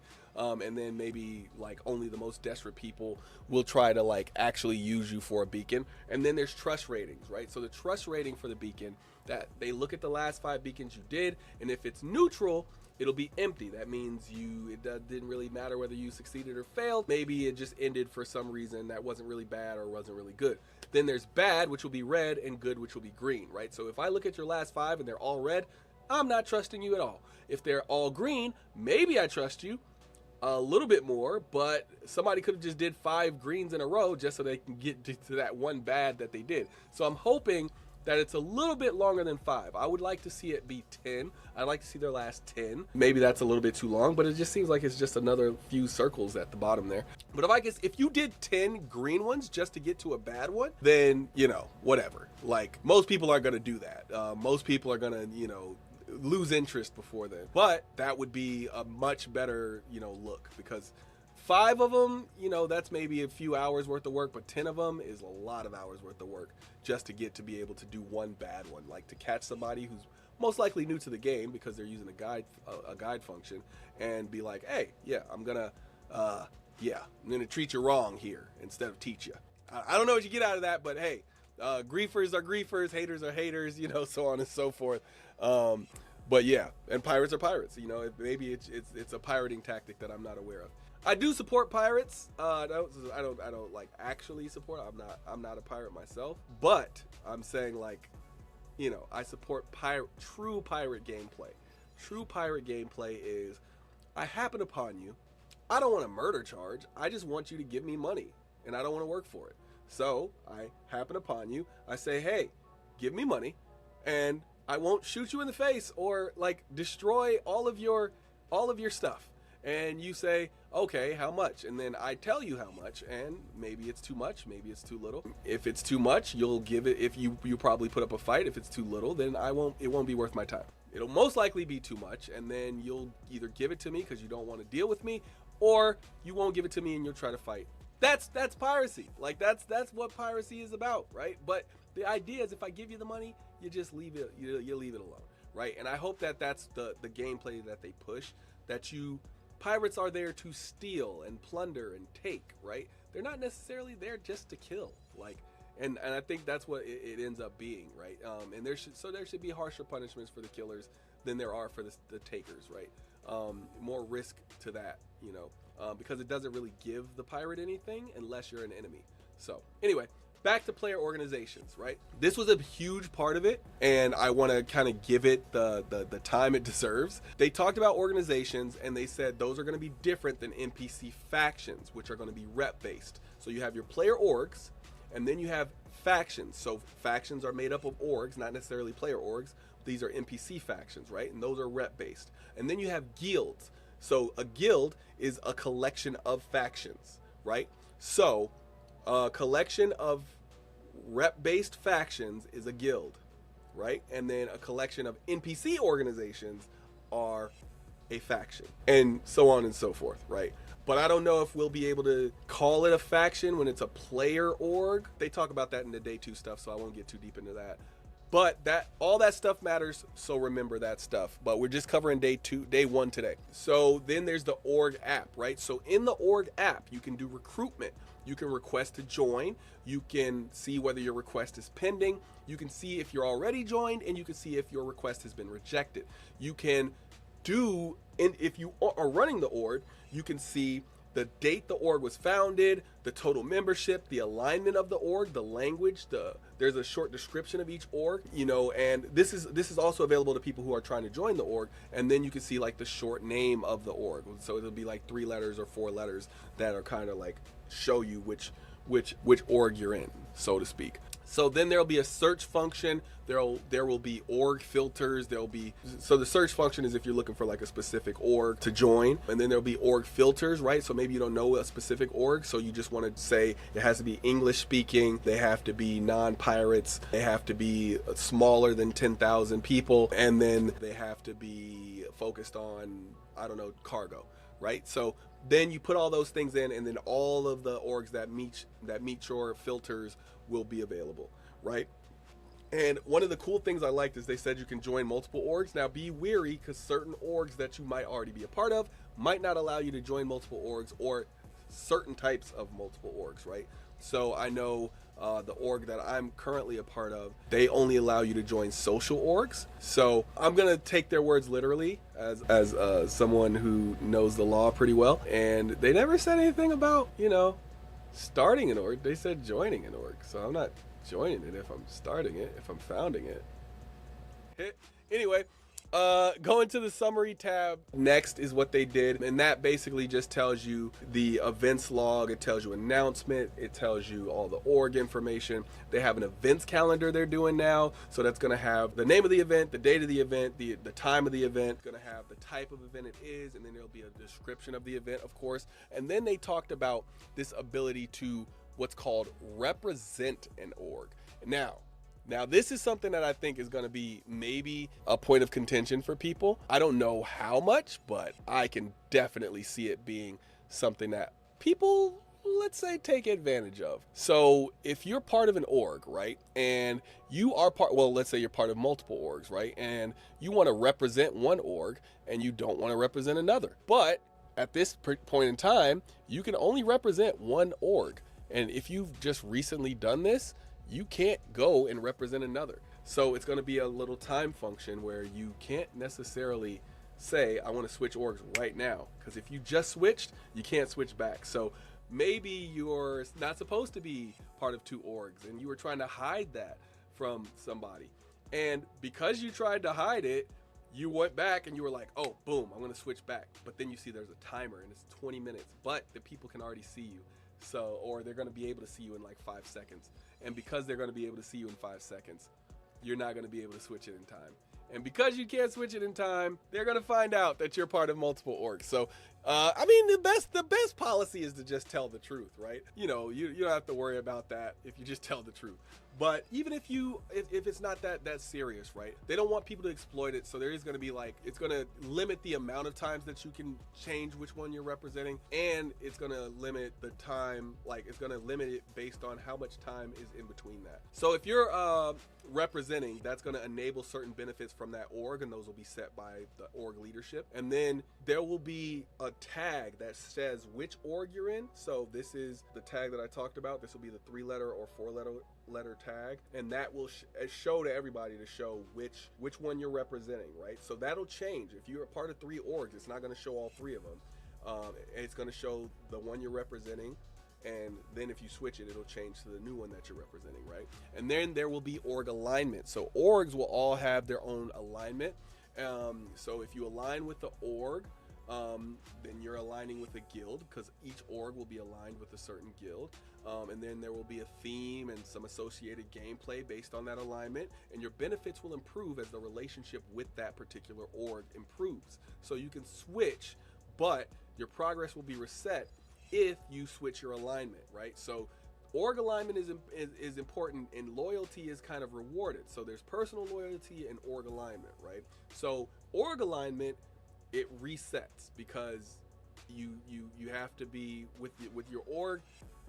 You got to be on that line, right? And your benefits and relationships will improve. But if you're no longer aligned with them, then obviously you can't keep, appreciating those benefits, right? So personal loyalty is a little bit different, right? So the one they used was, I think Benoit's guild was False Buccaneers, right? And they showed that a person was 50% loyal. So that meant that they got 3% contract payout, 3% reputation gain. And then they showed a little section that said the third benefit was unlock that 75% alignment. So if you leave and come back, you lose everything that you gained. And so that's the idea, is like you can't leave and come back, because the whole point is loyalty, right? So don't leave and come back. That's not the same as representing. They made that very clear, that you can change who you represent, right? But that is not the same as leaving the org and coming back, right? So just be careful when you use those, right? So you have org alignment, personal loyalty, and you have representing. So make sure you're defining those correctly and not misconstruing those, right? And they also said that a lot of this stuff will be available on Spectrum, so it's not just going to be in-game, it'll be Spectrum available stuff as well. And that'll be good too, because sometimes you want to talk about the game, but you don't necessarily have access to your desktop computer to bring the game in the workplace or wherever you want to talk about it at, right? Then they talked about the members tab. So the members tab, this is where you manage your members. You can look at the ranks, the permissions, access the org storage, which there you go. They're telling you there's going to be org storage. So I want to just make sure everybody catches this stuff, because they reveal stuff and they kind of say some of the stuff sneakily, like the pets thing, right? Like they just kind of slip that in there. But again, it could just be like a developer going rogue too. So like, I don't think org storage is one of those things, but the pet thing might be, so who knows? And then you can look at the location, you can look at the notes, you can look at the online icon, and that'll tell you whether your members are online or not. And that's very helpful, because you don't want to just be trying to message people and then not even know whether they're online or not. That could just get really weird really quickly. And then they announced alliances and rivalries. So this is really cool, because this is going to allow you to, say this org is teamed with this org. And this is why I think that certain orgs should allow people to join multiple orgs, if they're allies only. Now, I'm not saying open your whole thing up and say you can join whatever you want, or if you're an anti-pirate org, I'm not saying go join with the pirates, but it should be that you're allowed to be part of allied orgs. Now, if that alliance ends, then you can revoke that membership if they continue to be out with that allied org or whatever. But anyway, getting too deep into that, mutual acceptance of alliance is required. So you can't just say, hey, we're aligned with you, and then them be like, no, and then be like, it doesn't matter, we're aligned anyway. No, that's not how alliances work. Both people have to collectively say, yes, we are an alliance.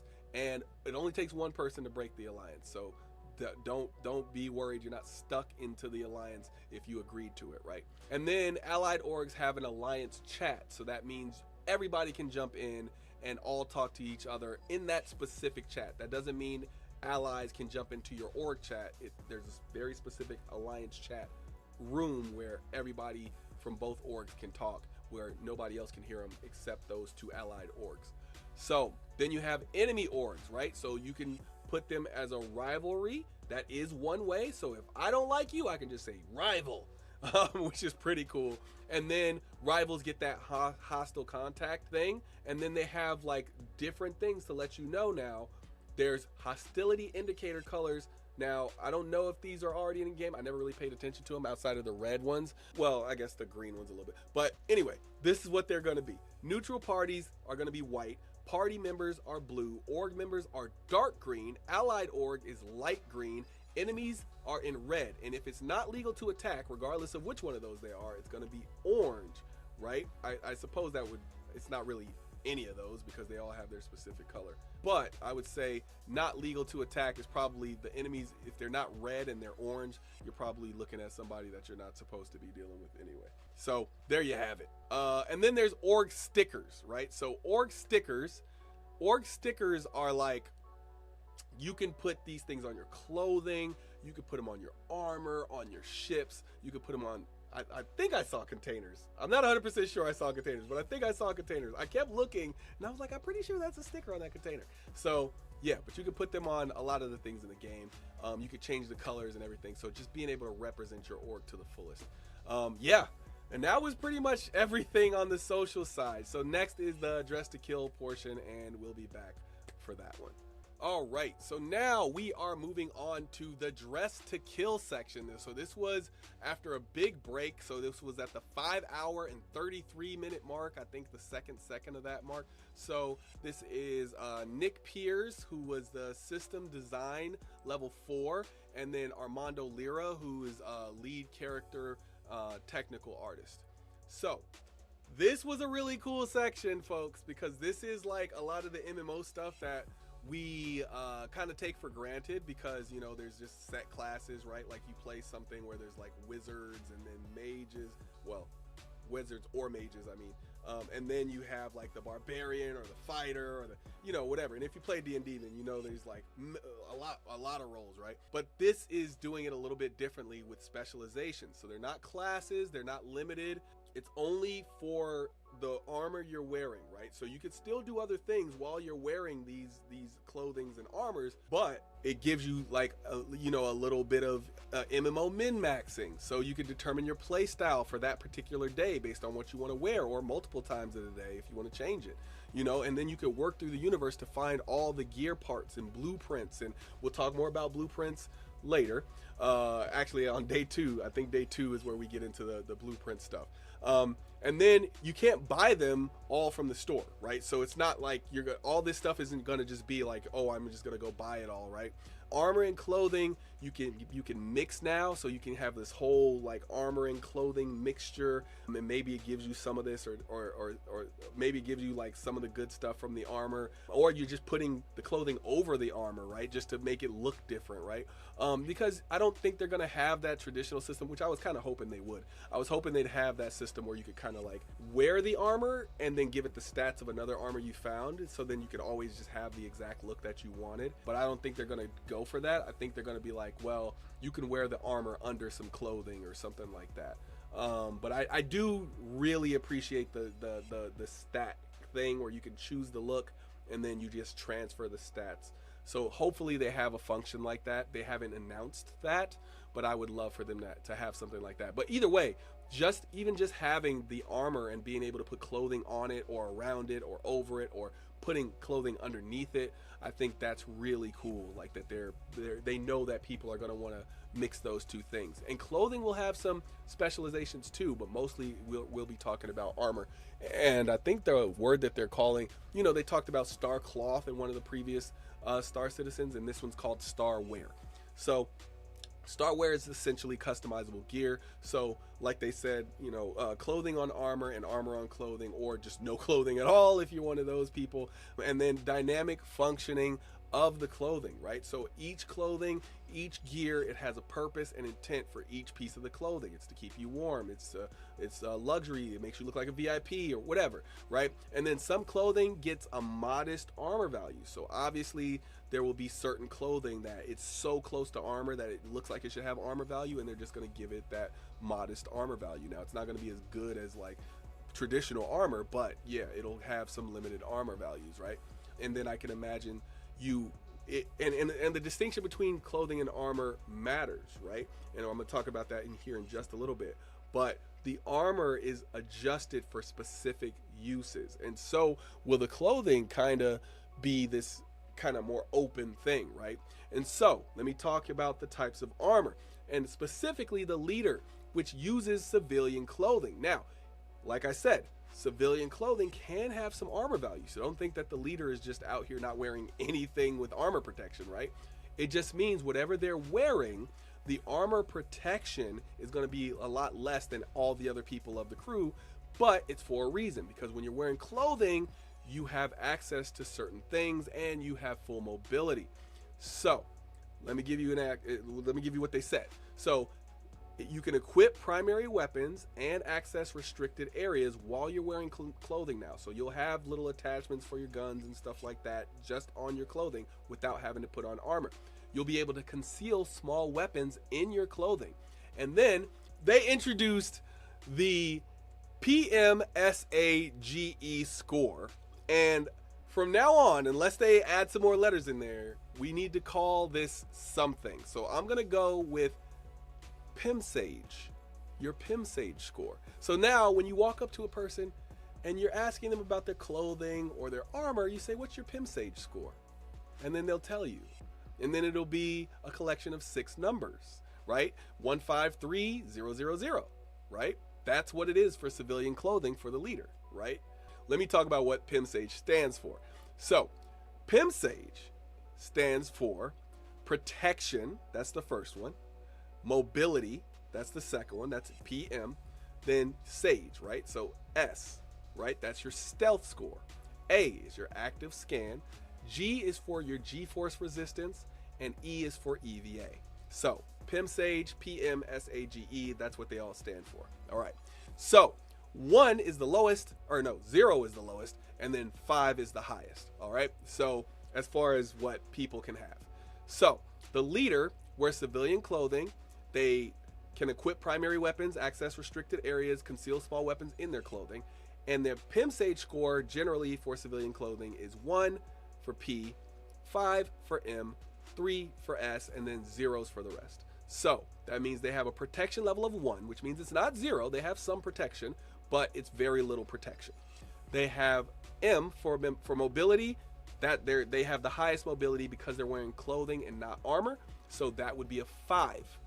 And then for their stealth, they have a 3, which isn't the greatest, but it's not bad either. So they can be pretty stealthy because they're just wearing civilian clothing.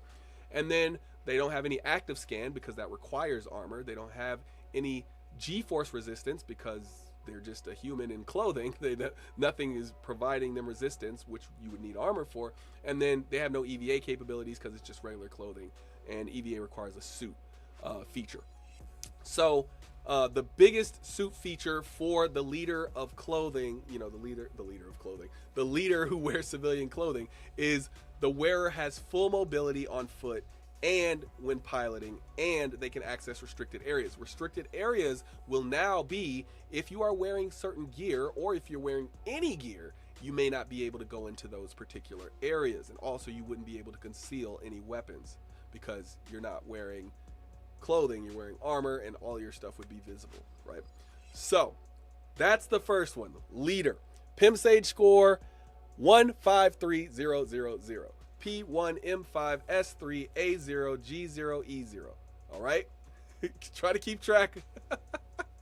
So the PMSAGE score, again, I'm going to go over it one more time because I don't want anybody to get it wrong when we say these scores, because we're not going to say it again. We're just going to say it one more time. So PMSAGE score, PMSAGE. P is for protection. M is for mobility. S is for stealth. A is for active scan. G is for G-force resistance. And E is for EVA. So I'm going to actually talk about what those are, and then I'm not going to mention them again because I know I've said it a bunch of times already. Protection, that's the amount of damage resistance you kind of have, and it's going to be a little bit more than that, but I'm just going to give very basic descriptions. Mobility, that's how quickly you can move and how swiftly you can move, right? Like how agile you are.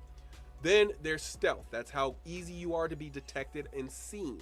Then there's active scan. So every suit has some ability to scan, and well, most suits have some ability to scan, and your ability to ping and see what identify things around you are based on that scan. So if I ping and I have a number 1 scan, I might only see things that are like 10 feet in front of me, and it might not even tell me any details about them. It might just only point out that they exist, right? Whereas if I have a 5, I might be able to see 500 feet or 1,000 feet in front of me, and it'll tell me every little detail about every one of those things. So that's what kind of active scan is. And then you have G-force resistance. So if you're flying and if you've been playing Star Citizen, you know if you fly and you fly too fast, you turn too fast, you might actually pass out. So if you pass out, then obviously you're not flying very well anymore because you're passed out. So G-force resistance lowers that amount of time that you're passed out if you do pass out. It doesn't make you able to never pass out, but it lowers the amount of time you stay passed out. It lowers the gray out time, so like when your screen changes colors, it lowers all of that, and then it reduces it reduces your ability to pass out, or I guess it increases your resistance to passing out. That's the way to say that. So basically it takes you longer to pass out, it takes more extreme maneuvers to pass out, things like that. All right, that's what your G-force score is. And EVA is how fast you can EVA, your agility and stuff while you EVA, the amount of fuel and stuff you have, stuff like that. All right, so that's PMSAGE. All right, that's it. That's it. I'm not gonna say it anymore. I'm just gonna say Pimp Sage, and that's what it is for the rest of forever. And you heard it here first, or maybe I mean, I'm sure somebody else will say it, but I'm pretty sure you heard it here first. Full suit feature, right? For the leader wearing only civilian clothing was that they had full mobility on foot and when piloting, and they could get into restricted areas, and they can conceal weapons. All right, now we're moving to the pilot. So the pilot wears the pilot undersuit. Their full suit features are they have an MFD cast into their visor. So, or the MFDs of whatever they're flying cast into their visor, so they don't have to look around to find out all their statistics. All that stuff is in the visor, right? So if they don't have to look down and over here and over here, it's all in their visor all the time, right? And then they have added G-force resistance. They don't have the most G-force resistance, but their armor is more focused on that. That means they're giving up a little bit of protection because they are, wearing light armor, because pilot undersuit is not really armor. It's just an undersuit. It has some armor on it, so it has some protection, but you can see it's the same protection as the person wearing the civilian clothing, so not much at all, really. And then their mobility is not quite as good as wearing clothing, but they do have mobility, because it's like I say, I'd say it's one step above clothing, as far as like it's armor rating, but it's not protection rating. So armor rating and protection rating are not the same thing. And so mobility is a 4 instead of a 5. The stealth, it's not great at stealth, but it's kind of middling at stealth. It gets a 2 score for that.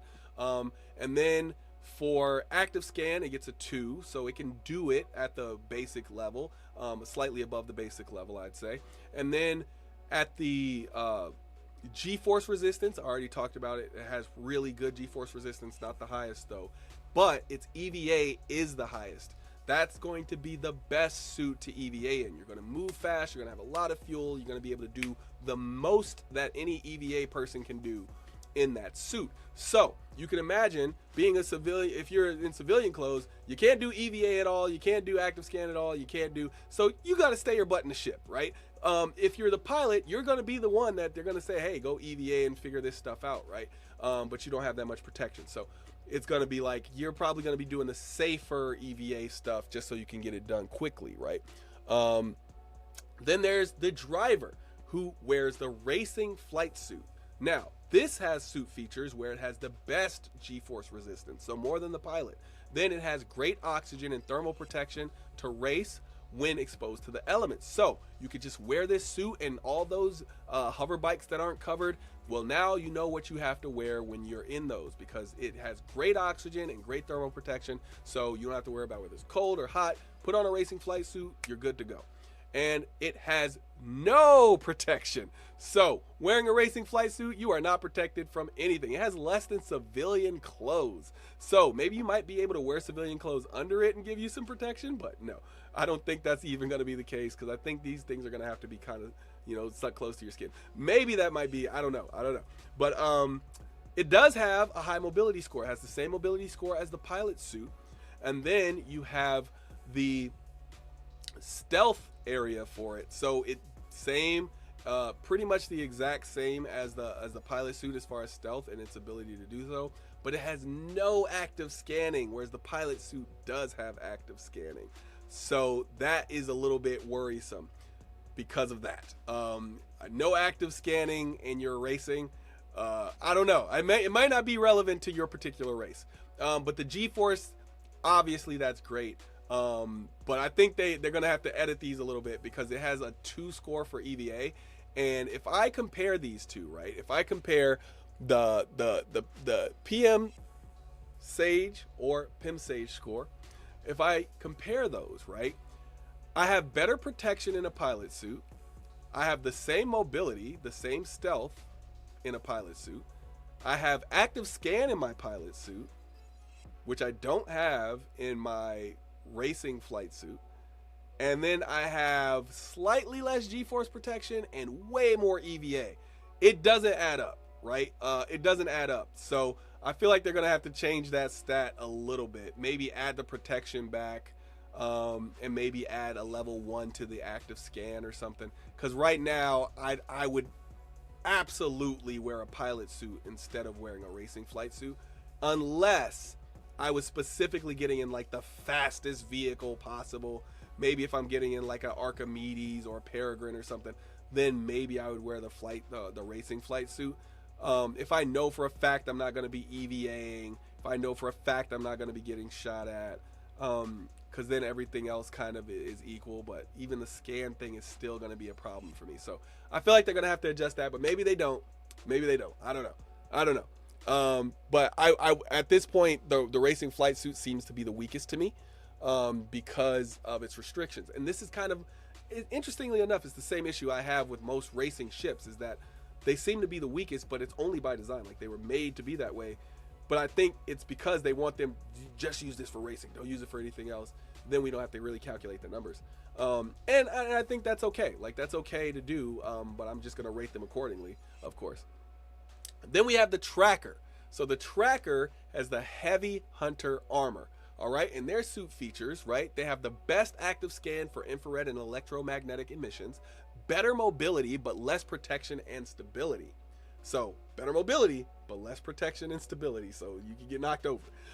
Then they can store more devices like deployables and throwables, right? So this would be the person that has all the gear attached to them everywhere, right? And then deployables like maybe some landmines or something like that, right?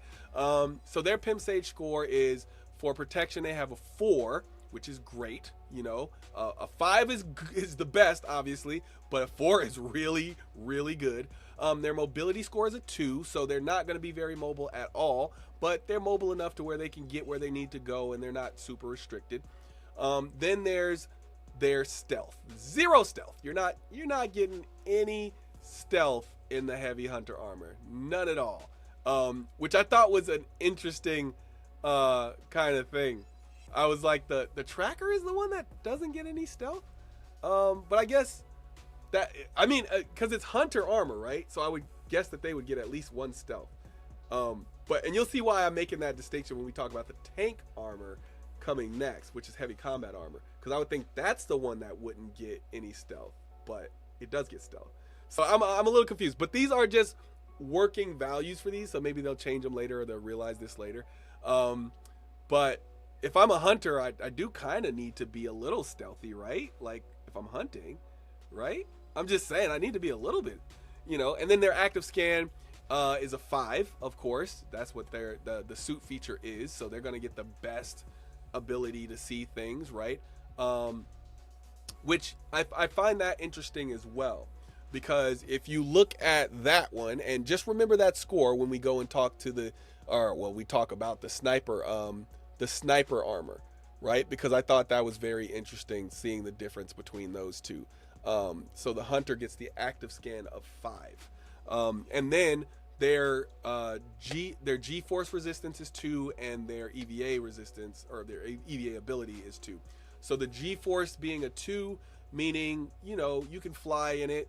Probably not best, because it's pretty, you know, heavy armor, so you probably shouldn't be flying in it anyway, but you can. and you can EVA in it. So it's not completely useless unless you're intending to do some stealth work, because then you're going to be found immediately. And maybe that's on purpose for something that I don't know yet. So, you know. And then there's the tank, which is heavy combat armor. So their full suit feature is that they have the best damage resistance and coverage. So, you know, they're resistant to more types of damage. Flinch, stagger, and knockdown resistance. So, I don't know what flinch is. I don't think I've never seen that in the game, but I'm assuming like maybe you try to do something, but if the monster is too big or something, maybe it makes you hesitate. The game makes you hesitate, or something like that. I don't know. I don't know. That would be interesting. But maybe if you've already seen the monster, you don't hesitate or something like that. So your experience is what makes you flinch and doesn't flinch. I don't know. That's speculation, that part.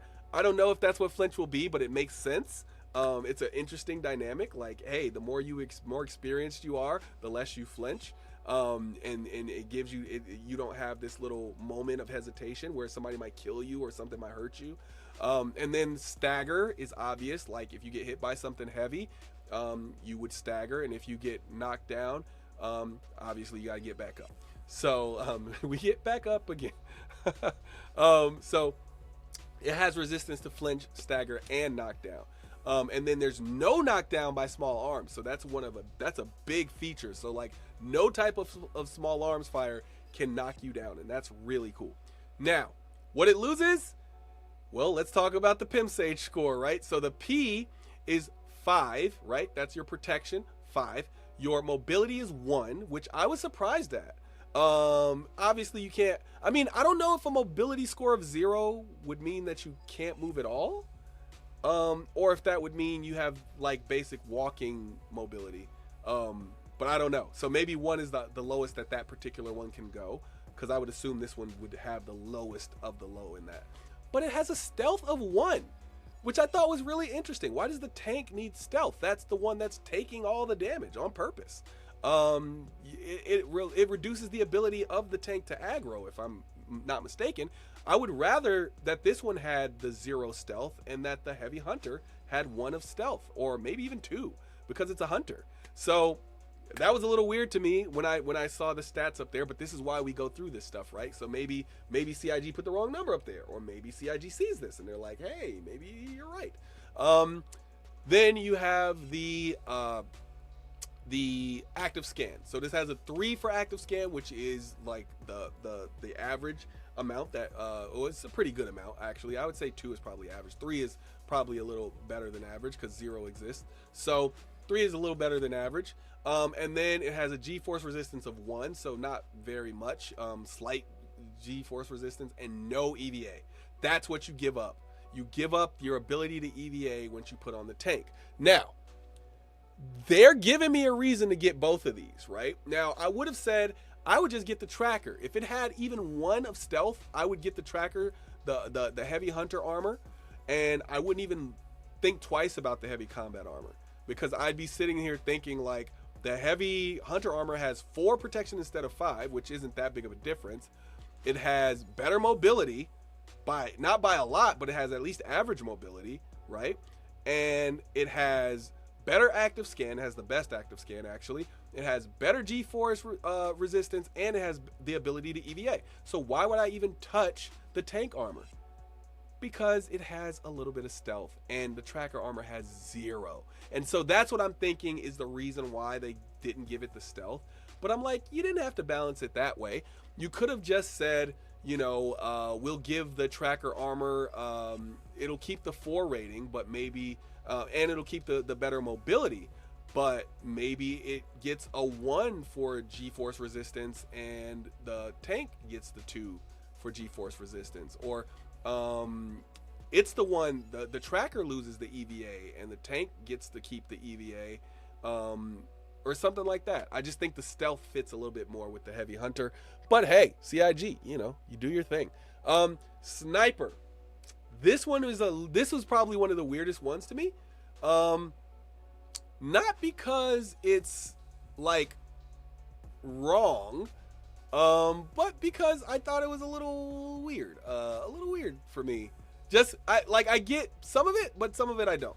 All right, so the full suit feature for the sniper who wears the light stealth armor. I haven't seen medium armor in there anywhere, so I'm assuming that maybe it said heavy hunter armor though, so it's just light and heavy. I didn't see medium armor in there, so maybe there's some classes that they haven't mentioned yet, and they'll talk about those on an ISC or something. But full suit features undetectable on active scans. That I love. So this is the stealth suit, and it has very high mobility, so it has a 4 for high mobility. Obviously not going to get the best mobility out of it, but a 4. And it has a protection score of 2, which is decent, right? So the P protection score is 2, so that's decent. That's about average protection.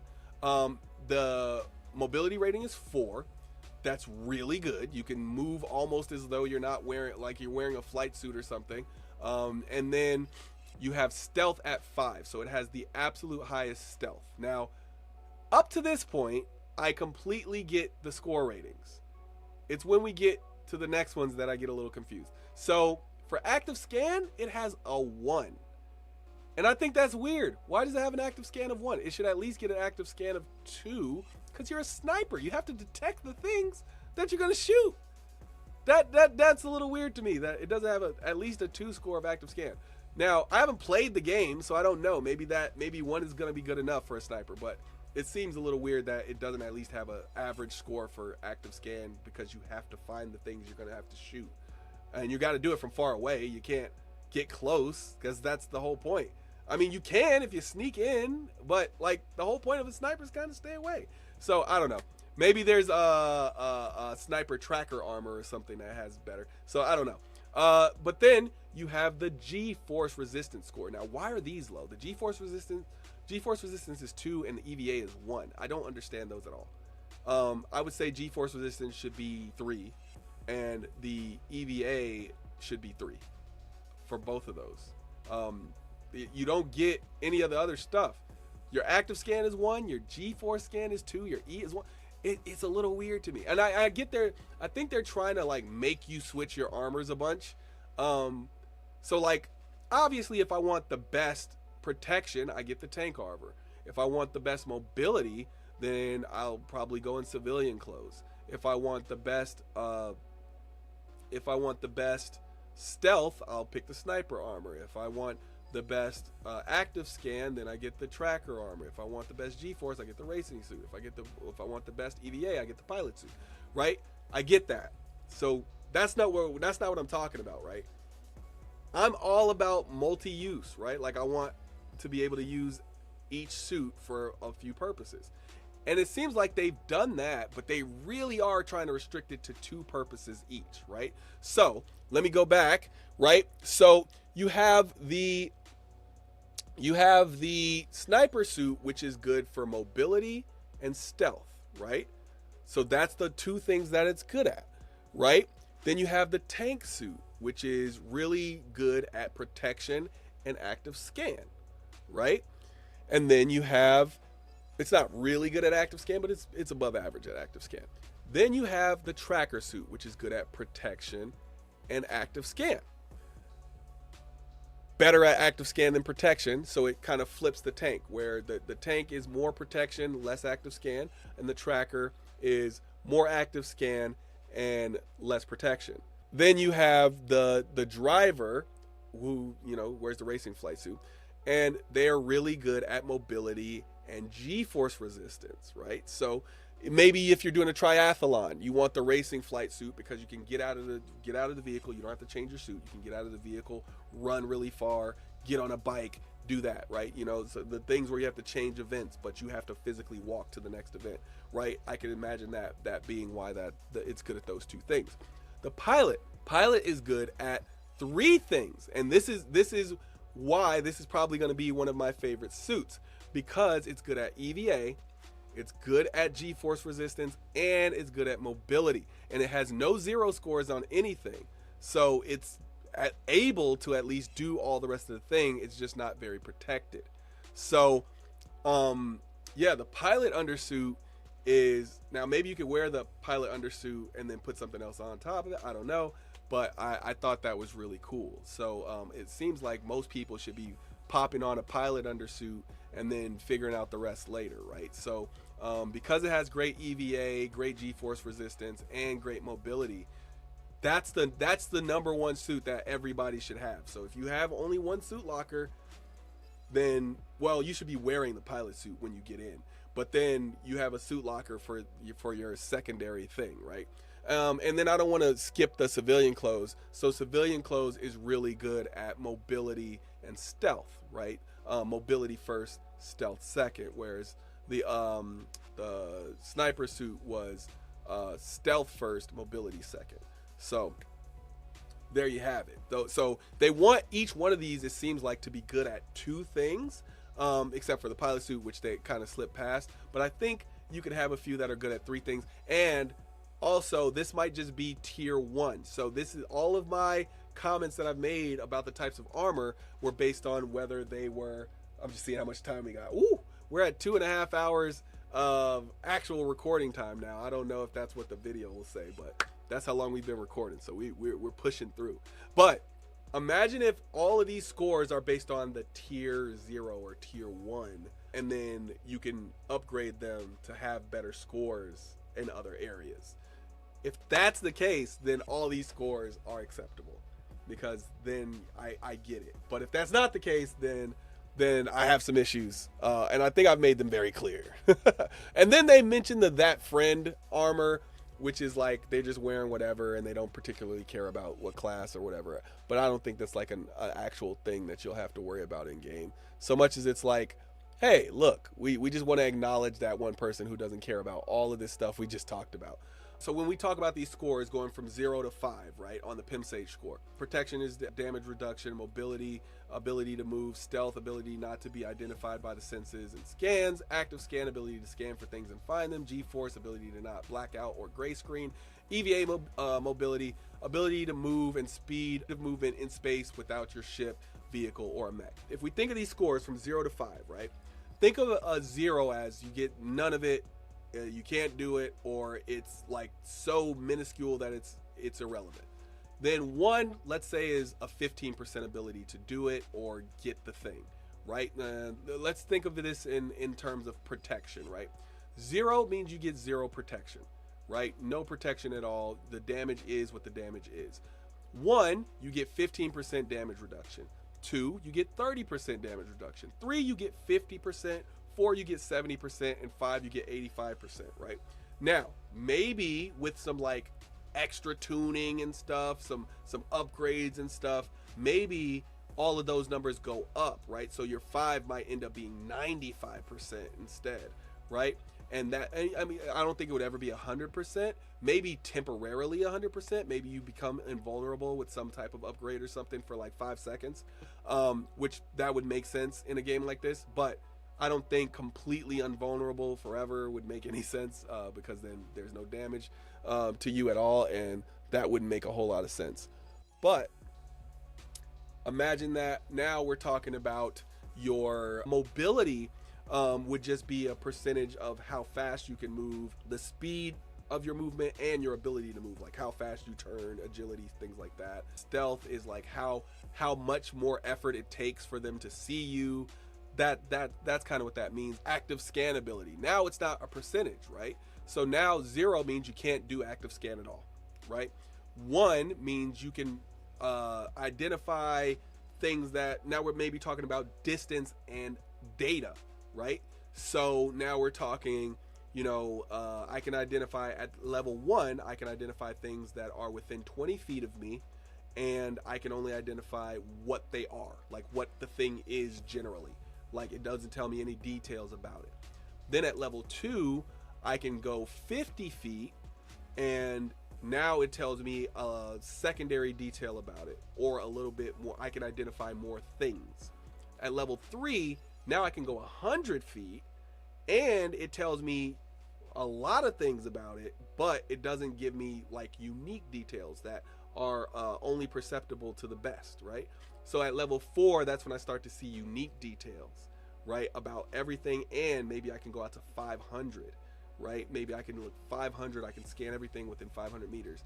And then level 5, it's just a distance increase, and maybe there's things that are completely imperceptible to everybody else unless you have that level 5. So you know, and that's what I'm saying. Like that part is speculation. I don't know if that's what the numbers actually mean. I'm just giving you an example of what these things could mean when they actually come online. And then there's G-Force, which is simply your ability to not black out when you're taking really strong G-Forces, and also your ability to not gray out when you're doing the same thing, meaning you can pay more attention to what you're doing at extremely high speeds. And then EVA mobility, it kind of goes with regular mobility. It's just your ability to do it in the suit, and probably the amount of gas that you have available for EVA, like how long can you EVA for, or how efficient is your suit at doing EVA stuff. So yeah, that's kind of my thought process around the whole thing. All right, they used all of that to announce the Valacar. Okay, so they gave it a name, the worm. We all saw it, came out of the ground, they fought it, and they won, and then they looted the crap out of it. So the crew assembled to fight the Valacar. It was on the planet Monox in the pyro system. And yeah, they said, you know, they had done this like that guy thing, and then they did that worm thing, and it was the Valacar. It's pretty cool. The way it is drawn out is by ground vehicles. So all those people who said you don't need ground vehicles, you need at least one. So go out there, get yourself an LTI ground vehicle, just one. You don't need all of them. You know my 5 that I like, but yeah, go out there, get yourself a ground vehicle. You're gonna need at least one to bring the Valacar out, which is gonna have some stuff that you're gonna need when we talk about day 2. Anyway, it can one-shot small ships with that sand spit thing that it can do. It can dig and come back to the surface to do damage. It can bite, it can slam, it can swipe at you, and they come in multiple sizes. So each one of the sizes will have unique behaviors, animations, and harvestables based on size. So, for instance, the juvenile is 5 meters, and it is really attracted to noisy footsteps, loud mining beams, and it can only be found in caves. But the adults, which are, and I don't know, hopefully they have another level in between adults and apex, because this is kind of crazy. But adults are 15 meters, and if you kill too many juveniles, they come because you killed their babies, right? And then you have the apex, which is 300 meters, which is the one they showed. Now, I'm hoping that there's one at least at like 100 meters or something that's like before you get to the apex, but is bigger than an adult. Maybe it's like an older adult or something. But I'm hoping that they have one level in between that, because it goes like 5, 15, and 300. That's crazy. That's a massive difference anyway. But maybe they add that middle level in later or something like that. Maybe they'll have young apex and older apex, and the younger apex, and maybe they'll come in the range, right? So maybe an apex can be anywhere from 100 to 300 meters, and the 300 meter one is just like the rarest one, or the biggest one. And then they can all be found in multiple areas. They have extremely valuable loot, the apex one, of course, and 300 meters is bigger than an Idris. If you saw that, 300 meters is bigger than an Idris. So they're gigantic, and apparently they're 150 times tougher than an Avenger Titan. So I did the math, because you know that's what we do here on Billionaire Ninjas. It's math channel. So the estimated HP of this thing is 1.785 million. So I took the current as of, I guess it's not current anymore, because I did this and it was 3.23.2, and now I think they're working on 3.3. So it should be around this area. The Avenger Titan had 11,900 hull HP. I did that times 150, and I got 1.785 million. So that's about how much HP that thing has, which is about as much as I think an Idris or something like that. But it's tough, basically. So think of this as like the same way you would prep to take out an Idris, you should be prepping to take out one of these, except knowing its limitations versus an Idris, which doesn't have some of these limitations. So basically they used all of that, you know, telling you about the classes of all the things, and telling you about the Valacar to introduce that monster hunting is now going to be a full job in the verse. So there's going to be different Valacar variants. There's going to be a swamp variant, an underground variant. There's going to be this whole fauna matrix that they did. They actually showed 30, well, I think it was like 60 different characters. However, if you look really closely, it showed 60 characters, but it is like really only like 20 characters but then there are variations of those 20 characters. So I should have a picture of that one up here. And yeah, if you look really close, it's like 20 different characters, but then there's like variations of each one of those. Well, I say characters, but I mean fauna, the animals. All the creatures are defined. There's a diverse ecosystem. Then the ecosystems influence the fauna design, right? So there's a different aesthetic, different behavior, and different harvestables. So I'm not saying that they're not different. I'm just saying you could tell that the character design was taken from this one and put on this one, which makes sense because if the same animal exists, but it's under a different environment, then it should look different and have a different harvestable. It should, because it evolved differently over time and stuff like that. I'm just saying it wasn't 60 separate, unique, individual creatures. Yeah, and I think that was pretty much it for that section. It was a really good section. I think the next one was Beyond Pyro. So we'll get into that. We're pushing 3 hours here. So 3 hours of filming time. And then we'll be back to do Beyond Pyro with Ian Leyland and all that. Beyond Pyro. So this started at, I believe, the 6-minute 19 mark, about halfway through that 19 mark, like the 28-second mark. And this was Ian Leyland talking, and this is the Star Citizen creative director, if you did not know. So the first shot of the Kraken is in this video. The first in-game shot of the Kraken. It's at 6 hour and 26-minute mark of the video. Go and check it. Because I could put a image of it up here, but that's not going to do it justice for you to actually see it moving in the game. Remember that. Remember that the first shot of the Kraken is in the game, because that's going to matter when I do the day 2 video, because I have some things and some guesses based on the stuff that we heard in day 2, and it's going to be because we saw the Kraken in game. And they didn't have to do that, but they did. And I'm going to show you why that matters in day 2. So make sure you're subscribed and you like and all that thing so you don't miss it. All right. Now, what they really came out to talk about was the Nyx system, and to announce that that would be the next system after Pyro, because they know we're tired of hearing about Pyro at this point. Star Citizen 2023 was all about Pyro, it seemed like. And then they've been talking about Pyro for 4 years, and they've definitely been talking about Pyro for a while. So they wanted to talk about what is the Nyx system. So it's a dust cloud area. They gave a little bit of the history, but I won't go over that all the way. It has dust clouds that interferes with the systems when you fly there. The Vandal attack it because it's on like the outer rim. It's right between UEE space and Vandal space. So that's going to be the reason you go there. Like if you actually want to be in gameplay with the Vandal, you go to the Nyx system because that's where they're going to attack. But if you go deeper into like the Stanton system, you're rarely ever going to see Vandal there because they're not going to make it in that far. And then this is also where Delamar is going to be. So that's where you see the Kraken. Levski, which is in Delamar.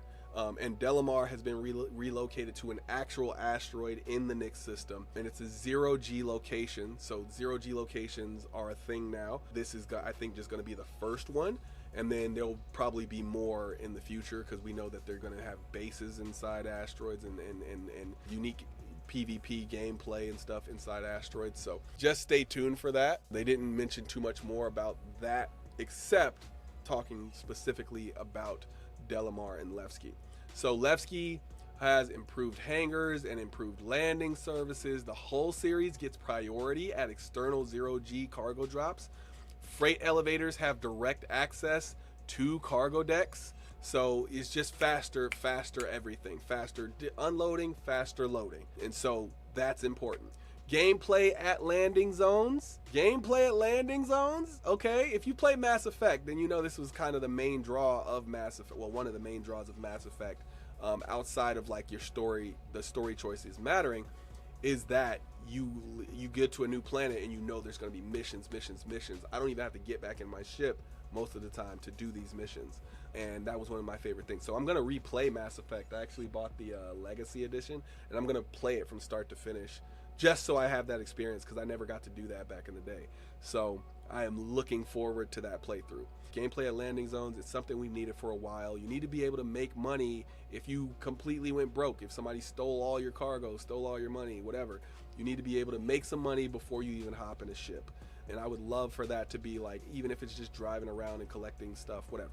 I just need something to do before I get in the ship. Or maybe I don't want to get in a ship. Maybe I just want to do some FPS stuff. We'll talk about some of that stuff too here in a second. But first we need to talk about how this started, which is the interior building initiative, right? So they flip back to ArcCorp, and that's where we're going to see this gameplay at landing zones. So the Mass Effect thing I was kind of talking about before. It's going to be different than Mass Effect, of course, but that's where this interior building initiative is going to start. I'm sure it'll go other places, but the gameplay will be split between two locations, right? So you'll have the municipal works and the depths. It's all going to be connected, but those are the two differences, right? And the municipal works will be like open world stuff. So this has the sewers, this will have local missions, this will have access to the depths. You can't get to the depths without going through the open world municipal works. All right, so but that's just mainly going to be local missions and open world stuff, right? But then you'll have instance levels, which means you're not going to run into any of this. It's going to be PvE stuff, not going to be any PvP stuff down there. Once you get to the depths part, the municipal works part, open, but the depths part, not so much. So instance levels, it'll be like the instance hangar will just be separate for you and your group, and this will be tailored missions. So it'll be combat, it'll be exploration, it'll be puzzle gameplay. And the idea is that all this stuff is supposed to be like challenging and meaningful content. So you're not just going to be collecting boxes for no reason, but it'll also be curated. So it'll be specifically for that type of group, or it'll tell you, you know, what type of stuff it is, and then you could choose whether to go, you know, to point A or point B or whatever. But the way it is supposed to work is that you start at B01, and that's the first level of the depths. And then when you complete that level, you'll get access to level 2, and then you just keep going deeper and deeper and deeper. And it never really has to end. It can go to B1000 if it needs to, but there will always be this lift that will take you out of the depths, right, and back to either the sewers or completely out of the municipal works completely. But the idea is you unlock new mission loops and better rewards the deeper you go. So you want, and you know, maybe at some certain points you'll start to need groups or to bring people with you, or you know, maybe you'll need to bring land vehicles with you or something. I don't know. But the idea is that there's your single PvE content. Like if you're saying I want to play the game and I want places where I can go that I don't have to worry about PvP at all, there you have it. Anytime you see the words instance, that's where you should go. You will not run into PvP players. Now, you have to go through PvP areas to get to those places, but once you get there, you're good. So yeah, and then this is a lawful area. ArcCorp is in the Stanton system, which is lawful anyway. So you shouldn't be running into people trying to gank you anyway in that particular area. So stay in the lawful systems, go do the instance content. There you go. There's your single player, for your single player folks, for your team folks who just want to do PvE stuff and don't care about PvP at all. There you go. They got tons of content for you. So we kind of, you know, you could kind of figure that Nyx was coming next. I think they had mentioned it before or something. But then they mentioned the Castra system, and I don't think a lot of people knew that. Maybe some of the people who do the leak stuff, maybe they knew, but Castra was definitely an announcement because, you know, I didn't know it was coming. They had Castra 1, and so I think all of these actually have names as well, and I don't particularly care about those names yet, so I'm just gonna call them by their numbers until we actually get it, and then I'll go. So the Castra 1 is like a dead and coreless planet. It doesn't, life can't live there. It used to be used for target practice. I think the name of it actually might be Bullseye, and it's covered in craters. It's super toxic, and you have to have like these high-end, you know, toxicity suits or environment suits to even go there. It's gonna have crazy weather, but it's gonna have loot, which means people are gonna try to go there, right? So you're probably gonna have to go there in a specific type of ship with a specific type of gear, bringing specific type of stuff in order to even get it, you know, to bring the stuff back. And then you're probably gonna have to need a section of your ship that's blocked off, so when you bring the toxic gear onto your ship, it doesn't poison everybody. So it's like, it's gonna be like a whole thing to go to this planet. But I like that because you don't have to worry about a whole lot of combat there, because people are just gonna be trying to live. Just gonna try to survive. I like that. I like the differentiation, and this is gonna be really important. Every planet is gonna be really important moving forward, because we know that there's only a limited number of planets that are gonna come in the game. But I'll talk about that when we get to it, which I believe it might be a day 2 thing. I'm not 100% sure, but I think it's a day 2 thing. And then there was Castra 2. So this was the military staging area. So this is obviously a bigger deal. This is the trade and tourism area. They showed a whole video of it. It's kind of Earth-centric. They value citizenship above all else. We'll talk about citizenship on day 2. And then Sherman Landing Zone. So this is a huge commercial spaceport. It's got these anti-orbital cannons, which I'm not 100% sure if they work or not. They kind of said they've been decommissioned, but I would feel like if the planet's opening back up, they would still keep them to, fend people off. But I don't know. But they have them. Anyway, that was pretty much that whole section of like the Beyond Pyro section. It was actually really cool. I was highly excited for it. I was highly excited for what they told us, because I normally skip the system stuff, like but I've gotten to a point where I've come to appreciate those things more. Yeah. And then next, it was Squadron 42 gameplay. All right, so let's talk about Squadron 42 gameplay. This was at the 7-hour and 34-minute mark, and this was Chris Roberts and Richard Tyrer. So this was obviously the gameplay, which did have a little bit of a simple issue, and then it had another simple issue, and then it had a really big issue. So let's talk about that, right? Before we get into like what it all said, right? I heard a lot of people complaining about it, and then I had a lot of people that were happy because they were like, now we know it was live. And then they went and I guess Rich ran and did like a whole playthrough and then made sure that one got uploaded so people could see the whole thing. And then there was some screen tearing on there, so when they were doing it the original time, and people were upset about that. If you're in IT, then you understand all those things could have just been that computer. Everything that went wrong could have just simply been that computer that they were using. Now, what I don't understand is why there wasn't some quality control, because when you do a live demo, you should have already done it like 50 times to make sure that it works right. And then you get another computer with the exact same stuff in it. You replace everything, you do it with all brand new gear, and then you run it again one more time just to make sure that it works on that system. I don't know what happened there. I'm just gonna say that next time, you gotta do a bunch of tests on that system. Not when you're running it in the office, not when you're running it on a different system. You have to do the tests on the exact system, and you have to run that system. You have to do it like 100 times, maybe on that system with the exact same specs, right? And then you have to have 2 of those systems, so that after you run it 100 times, now you can get a new system and run it a few times, once or twice, just to make sure it still works on the new system. And then you'll find out where the fault is, because if you run it 100 times, you'll know that it only runs 20 times before it has a crash. Or maybe it runs 50 times before it has a crash, or maybe you get the whole 100. But you need to know that when you're doing a live demo, because then your live demo is almost guaranteed to work if you have the exact same system settings.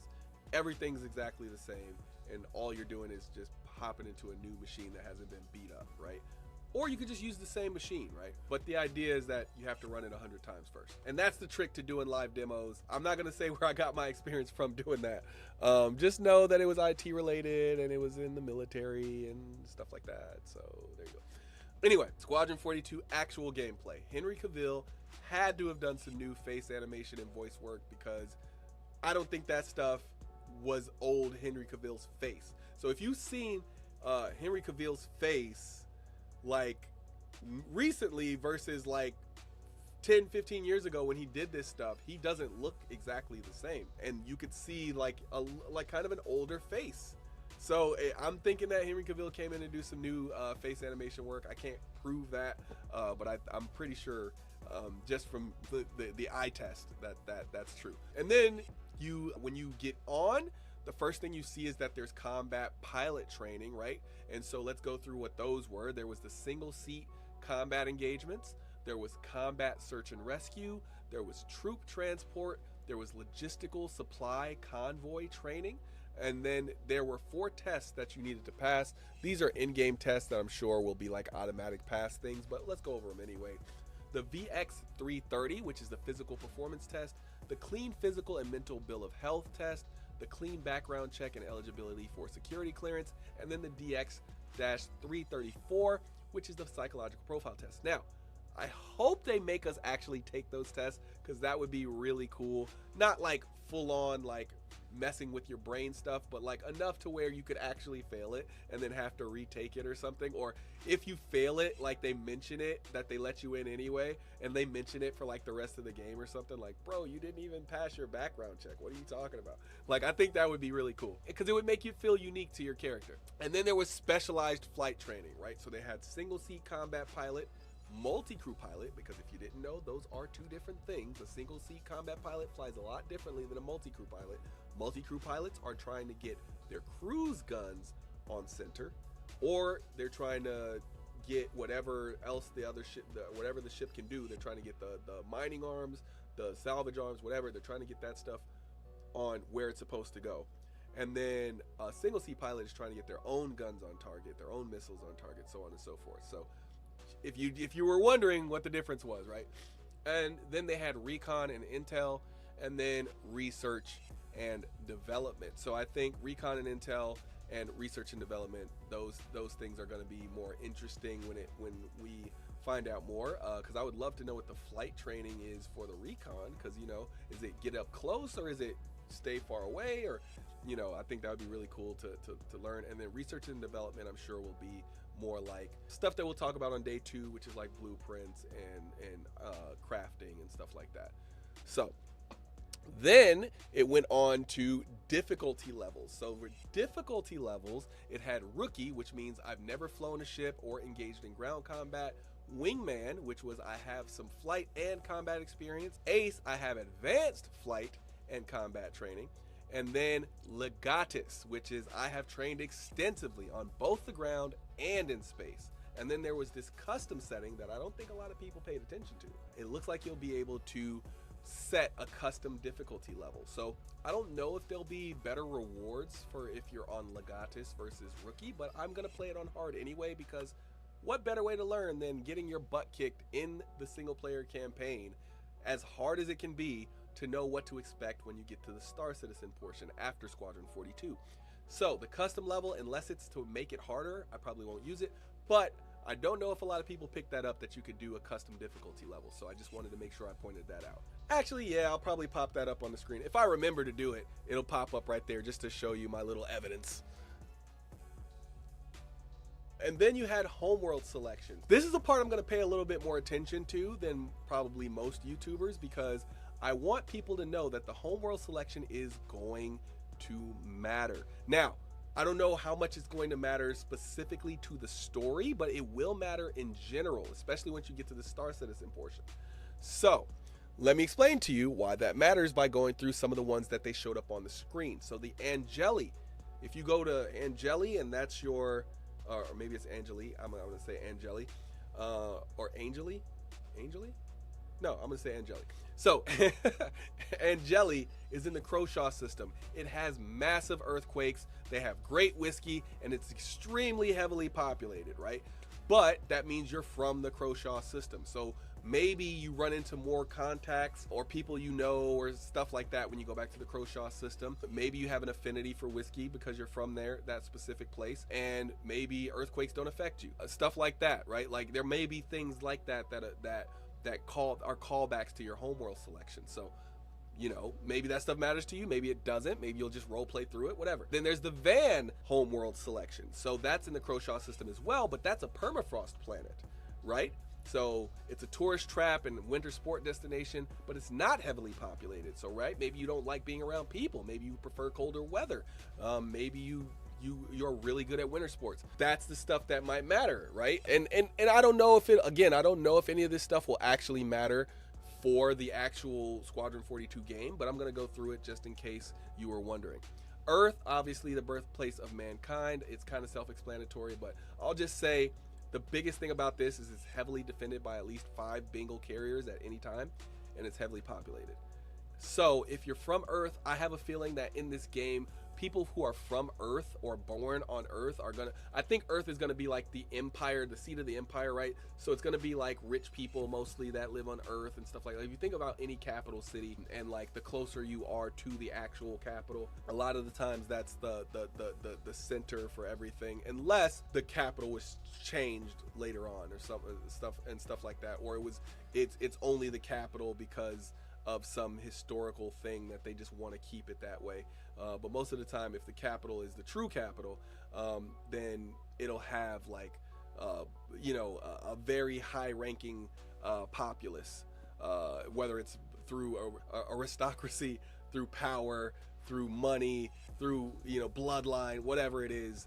That's what you'll normally see. So being from Earth might be a big deal in this game. Like if you're from Earth, and I'll talk about that a little bit later when we talk about some of these other selections, right? So Mars, right? You get to call yourself a Martian, which I was thinking of with the whole time that they were talking. I was like, ooh, do I want to be a Martian just to be able to say I'm Martian? I don't know anything of this. I don't know any of this Earth stuff. I'm Martian, I thought that would be really cool. Anyway, it was the first ever terraformed planet. So it is officially, a planet. And now it's a desert planet, and they had this massive tragedy, the Mars terraforming tragedy, which killed like 5,000 people. And it was because people were not wearing their personal protection equipment, and the AI made a mistake. So essentially people trusted that their input. So they were terraforming the planet to make it breathable, right? And they had got to the point where it's mostly breathable, so you could take off your helmets. However, you still shouldn't, because it's not completely terraformed yet, but people were getting comfortable. And so they start taking off their helmets, and then something went wrong with the AI, and like it just sucked all the atmosphere out of the planet. And because people were so comfortable, they hadn't had their masks on, so they and so yeah, now it's breathable because of the terraforming, but this was kind of a we're trusting the technology too much kind of thing. That's why it's kind of a tragedy. And 5,000 people that's a lot. So yeah. So now let's talk about the Earth and Earth thing again a little quicker, right? So being from Earth, I said that might matter, and it's because of this next one, which is Terra. If you're from the Terra system, it rivals Earth and has beef with Earth loyalists, because Terra is supposedly better in a lot of ways than Earth. It's kind of considered the Earth 2, so to speak. They have beef with Earth loyalists because basically they're like Earth 2.0, or so they call themselves, kind of. We have more resources, we have more this, but it's more so because they're a newer terraformed planet, not so much because they're just better than Earth. Earth has been kind of mined to death, and we have issues right now currently on Earth that I'm sure are going to be, some of them will be worse in the future, and some will be better. But that's kind of the issue with Earth, right? So they're like, just move everything to Terra, like let this be the new seat of the empire, so to speak. But it's actually home to the Atlanteans, which have created these ancient runes that'll be available all over the place, and it's very heavily populated. So you can imagine being from Terra and somebody else being from Earth, or you being from Earth and somebody being from Terra, and there being kind of this beef on site because they don't like each other. Or maybe you're like, I don't care about any of that beef stuff, like I don't really care where anybody's from. But maybe somebody has questions about the Atlanteans, or maybe you find out something about the Atlanteans that relates to you. So there's so much cool stuff, and Terra has its own system, so it's really cool. And so because Jin is in the Terra system, maybe you were born there, and that just has a bunch of military bases, imperial administration, and housing, and it's not heavily populated at all. So it would be like, maybe you were raised as military, like your mom was military, your dad was military, everybody was military, your great grandfather, and like, so you were in the Terra system like just a few clicks, a few jumps away from Terra, this amazing place, but you were just military. So this can affect the way that you're seen in the game. And then I think the last choice was Hurston. No, there were two more choices. Hurston, obviously we know, we've been to Hurston. It's in the Stanton system. It's home to Hurston Dynamics. But things you might not know is aristocratic family run you know, they're weapons makers. It's family run, and they've basically bled the planet dry. The air quality is terrible. Lorville is there, which we a lot of us like Lorville, and it's very heavily populated. But we know that this family runs this planet, and they kind of make it a crappy place to live for the people who live there, right? Now, I'm sure there's parts of Hurston where you can get away from the terrible air quality, or maybe you can, if you can afford certain air filters and stuff, maybe. So we'll see that once Hurston is more populated. But the idea is that, you know, it's kind of a crappy place to live, but it's only because of people that it's a crappy place to live. Maybe being from there, maybe you're more industrial oriented or something. So you can see that these choices are going to matter. Now, that last choice, and I don't know if a lot of people caught this, and this is part of why I wanted to do this full breakdown. There was a scroll wheel on the left. If you look, there was a scroll wheel on the left. So all those locations I just listed, they're not all. There's more places you could select, which that's already a lot of places to be able to select from any game, but there were more, at least one more. We could say at least there was one more because there was a scroll wheel, but I'm gonna guess there's even more than that. So maybe because we're starting with these 5-star systems, so maybe you can choose any planet from any of those. Maybe you could be born in Nyx, or maybe you could be born in Levski. Like, there's probably all types of other places you could be from. So that was one thing that I don't know if a lot of people caught. It looked like a third of the planets were available, but the last page might not be full. So if I had to guess, let's see, how many planets was that? Hurston, Jin, Terra, Mars, Earth, Van, and then Angeli. So that's 7. Ooh, I'm gonna say 15 places. There could be 15 places. Yeah, there could be 15 places. Do I want to go with 15? Yeah, I'm gonna guess anywhere from 15 to 21 homeworlds available to start from. So that's a lot. That is a lot of choices, especially if they end up mattering as much as I think. All right, moving past that part, there was a place where you could put in your emergency contact. I'm assuming that if you die, your emergency contact becomes your replacement or something. I'm not 100% sure how that'll work, but it makes sense that you would have to name them, because given the death of a spaceman thing, I'm sure they'll need somebody to replace you. Now, it could be like old school where like if you die, you just restart as your same character. But maybe if you die too many times, they make you restart from way further back, or something like that. So who knows? I don't know. Then you have to do like this photographic ID thing where they said that's temporary, so I don't want to get too deep into that. But basically, you're just choosing what your the prologue character version looks like, and then you choose your voice, which it looked like there was only 2 options, though, the more masculine voice and the more feminine voice, and that's pretty much it. Then there was the gameplay part. I might end up doing another video where I actually walk through this and talk through this, but you saw it. Most of you saw it. If you haven't seen it, go watch it. But I'm just gonna talk about it in this one, and maybe I'll do another video where I kind of like go through it and watch it. We'll see how much time I have. I have a lot of stuff that I have to do. But yeah, so what I liked about it, the turret gameplay was unique. The animations were cool, especially when you get inside that thing, how you get inside it, it turns, and then you like see it from first person view, and you physically go up the turret. That was so cool. And then later on, when you get pushed out of it, that was cool too. Obviously, the enemies move too slow, and I want to talk about this because I heard some people in their initial reactions, they were like, the enemies move too slow. It's a prologue. If you've played video games before, then you know the prologue is mostly to introduce you to the game, right?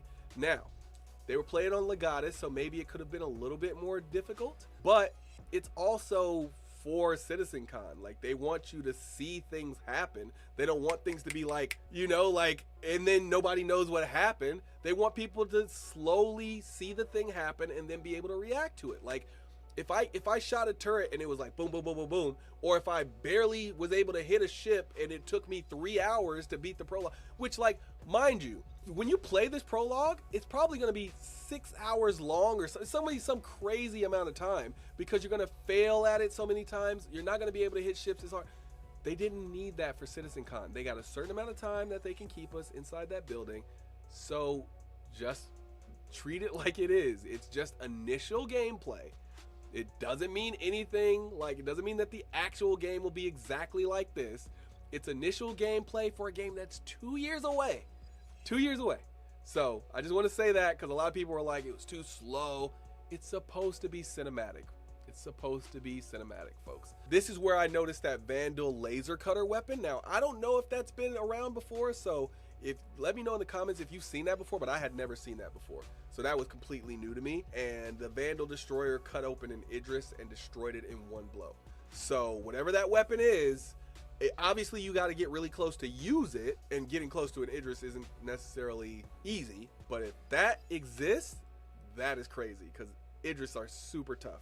So being able to just get up on it and just rip right through it in one go, I guess that's just kind of letting you know that Idris isn't going to be the only one-shotter in the game. We kind of already knew that because I think the Javelin has size 12 weapons or something like that. We kind of already knew that about the Idris, but I'm just pointing that out. Like, there's going to be alien weapons that can do certain stuff, and they're going to have their own versions of one-shots. The weapon is very powerful, but I don't know if we'll ever actually get it to be able to use it. So, you know, we'll have to see if that actually happens. But let me point out some of these celebrities that were in this thing, right? Because I don't want to, you know, maybe there's going to be more, obviously, than the ones I'm mentioning, but the ones that they showed on screen, at least, these are some of them. So Gary Oldman is playing Admiral Ernst Bishop. That's the one you saw sitting in the chair that gave the great speech. Henry Cavill, obviously, he's Captain Ryan Enright. Gillian Anderson, Captain Rachel McLaren, the one that you end up, you know, being in the bridge with. Damson Idris, that's I don't know what the ranking is, but it's STR, and that's Marcus Corell. He's the one who kind of walks you through the ship a little bit with the short black hair and kind of talks to you. He comes to you after that part where you put on the helmet and put on the gear and stuff. He's the one who walks up behind you while you're still at the locker. Damson Idris, if you don't know who he is, he was from Snowfall, which is a show, I believe, on FX, and he was really good in that role. Mark Strong, he's in a bunch of stuff, so you should know who Mark Strong is. If not, Google him. I'm certain he's in a movie you've seen before. He's playing Captain Thomas Wade. He's the guy who moved the coward out of the way when he wouldn't come up with the firing solution for the Kingship.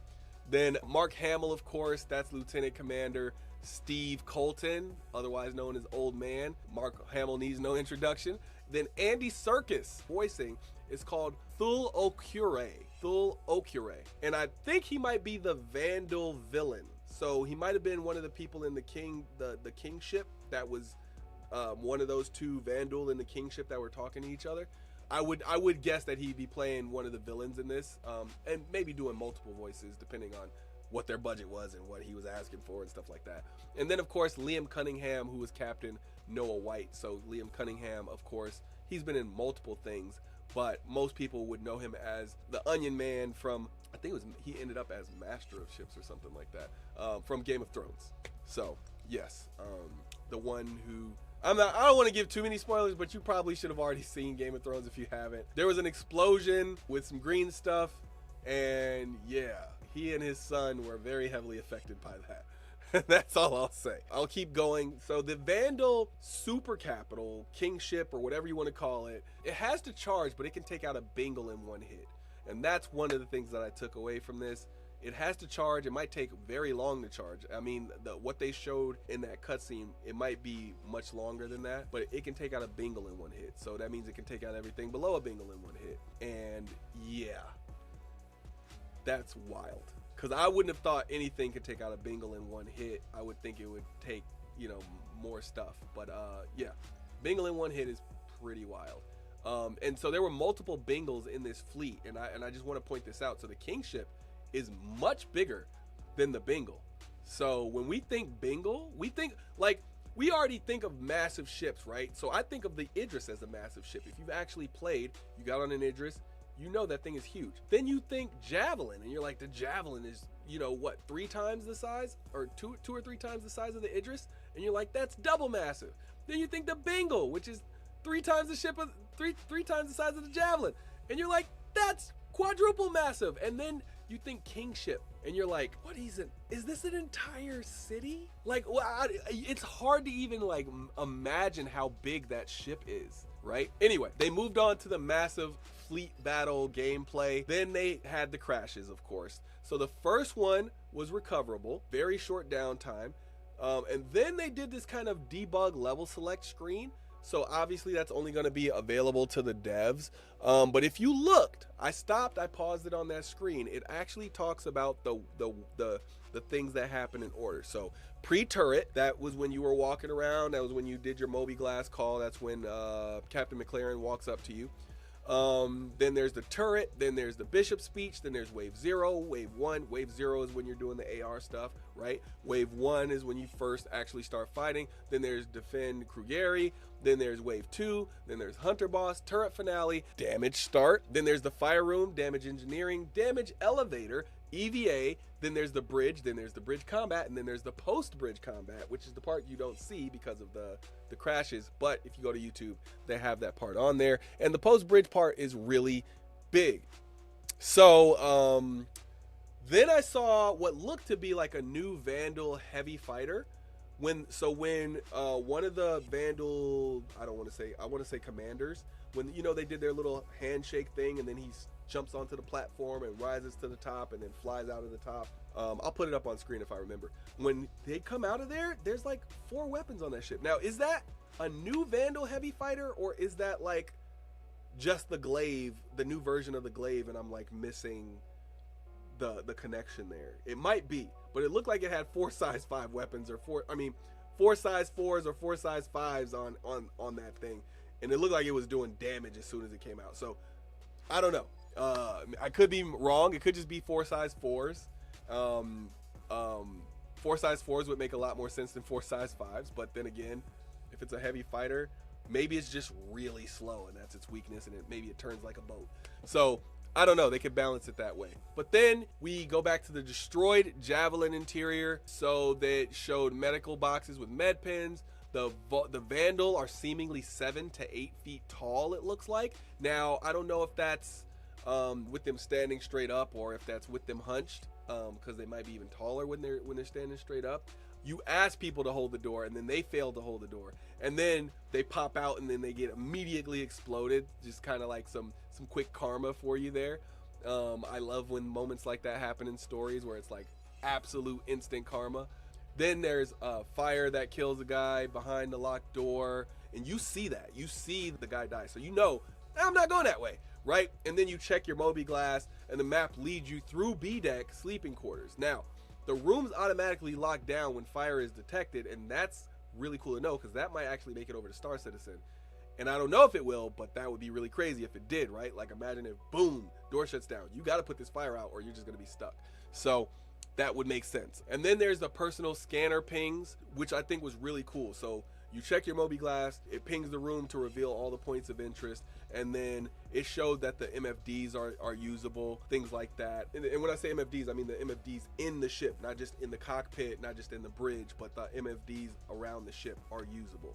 And that is really cool. Now, that came in a recent patch for Star Citizen, but there's more to it, obviously. Credentials can be data transferred from others. So you could take, and that might be first level hacking gameplay, but you have your Moby Glass, right? And then you, boom, somebody's holding their thing up. Maybe they have to be dead for it to be automatic, but otherwise it might, require some hacking or something. Maybe you have to get a code or something, but you touch yours to theirs, leave it there, and then you got all their information, and now you can log in with their credentials. I thought that was really cool. Sub-levels are available on the Javelin, which they don't always talk about. Now, mind you, this is also the first time we're seeing the updated interior of the Javelin. So this is like us walking through the Javelin is really cool, because if you're really paying attention, this is like, you Javelin owners, this is what it's gonna look like for the most part. Then another thing I noticed is you're undetectable when you're in those sub-levels. Like when they were under the grate, they were undetectable. So like you couldn't just look around and see them. Now, undetectable as in like, obviously if somebody pings,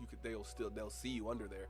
But like, it didn't look like they were just immediately detectable. And obviously if you make noise and things like that, that should affect it. But yeah, that was pretty cool. Then of course you can loot corpses from underneath and above. Didn't know that. You can dodge the death strike from the Vandal. So if they knock you down, it seems like that's kind of their thing. They like to knock you down and then stab you, and if that's a death strike, obviously. So you can dodge it, and it looked like there was 2 button presses that you could put. If you press them at the same time, you dodge it.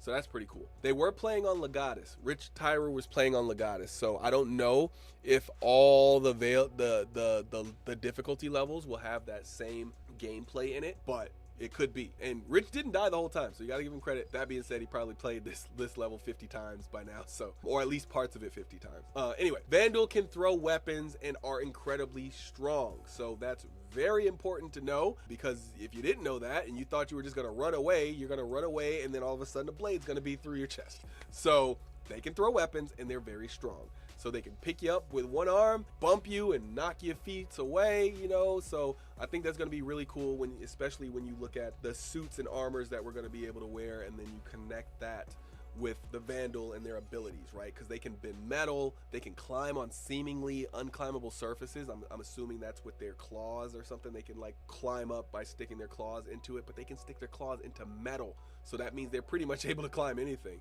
And then they're super fast, and they prefer to knock you down and go for the downward kill. So that might be maybe something you can use to your advantage.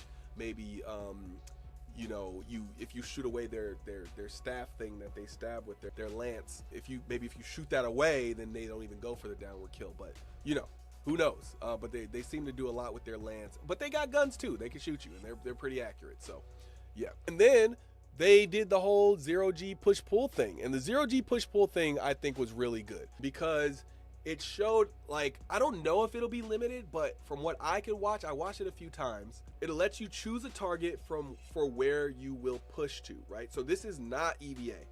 This is not EVA, and I want to be very clear that what they showed is not EVA. So if you're thinking that this is EVA, it is not. This is 0G push-pull. This means you don't have EVA on. Let's say you're in the tank outfit. You don't have EVA. You don't have that. You are just pushing and then letting space carry you, which is extremely dangerous. It's extremely dangerous. And I thought it was really cool because they put this extremely dangerous thing into the game. The range seems to be limited to about 100 meters, but I don't know. That's what it seemed to. When I looked at, if you look at, it gives you a little range counter every time they put the marker over something. And the highest I saw was like 90 something, like 94. So I don't know if it can go past that, but if it would make sense for it to have like a kind of limited range. So if there is a range and you go through the video evidence, it looks like it's about 100 meters. There will be hazards in push-pull. So that means there'll be things flying that can knock you off course and things like that. There will be handholds in push-pull. Well, so back to the hazards though. There was also the electrical stuff.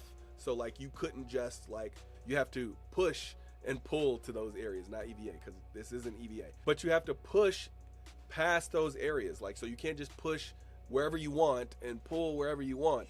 You have to push to an area that's safe, and sometimes it's going to require using the handholds.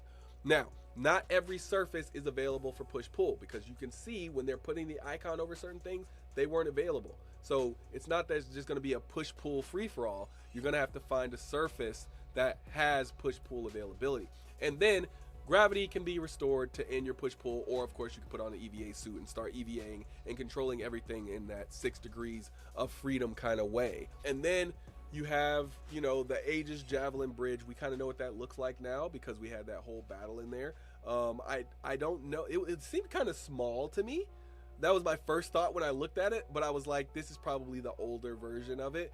And it'll probably get a little bit bigger, but it did seem kind of small to me. It looked like there was only like 3 or 4 chairs in there, and then like if you watch, like, if for instance, if you look at like the Polaris, and then if you look at the new bridge on the Pioneer, both of those look bigger than the Javelin, and the Javelin is definitely bigger than both of those ships. So yeah, I'm thinking that that'll change a little bit. Then they also revealed the Bengal Bridge. So, you know, if you're paying attention to stuff, you know, behind the scenes, right? Like if you watch this stuff multiple times, you start realizing, wait, we've never seen this before. Or if we have seen this, we only seen it in like some around the verse from 10 years ago or something. We haven't seen the updated version of this. And then they also revealed the Capital Class steering vector, right? So when you go to pilot the ship, it gives you this little wave thing that shows you where you're steering the ship to, and then you can turn on autopilot after locking the course, which is incredible. So like, I was worried about being able to pilot these massive ships, and now they have this, which like makes it so much easier. Like you can set a vector, lock your course, and then it's gonna take it forever to do that, so you can get up and go do other things, right? Like you can go do other ship things that are related. And I think that's going to be a huge deal when the game comes in, because you don't want your pilot to feel too bored. So they can set the vector, get up, do a little bit of other stuff, and then come back, check the vector, make sure it's still right, go and do some other stuff, come back, check the vector.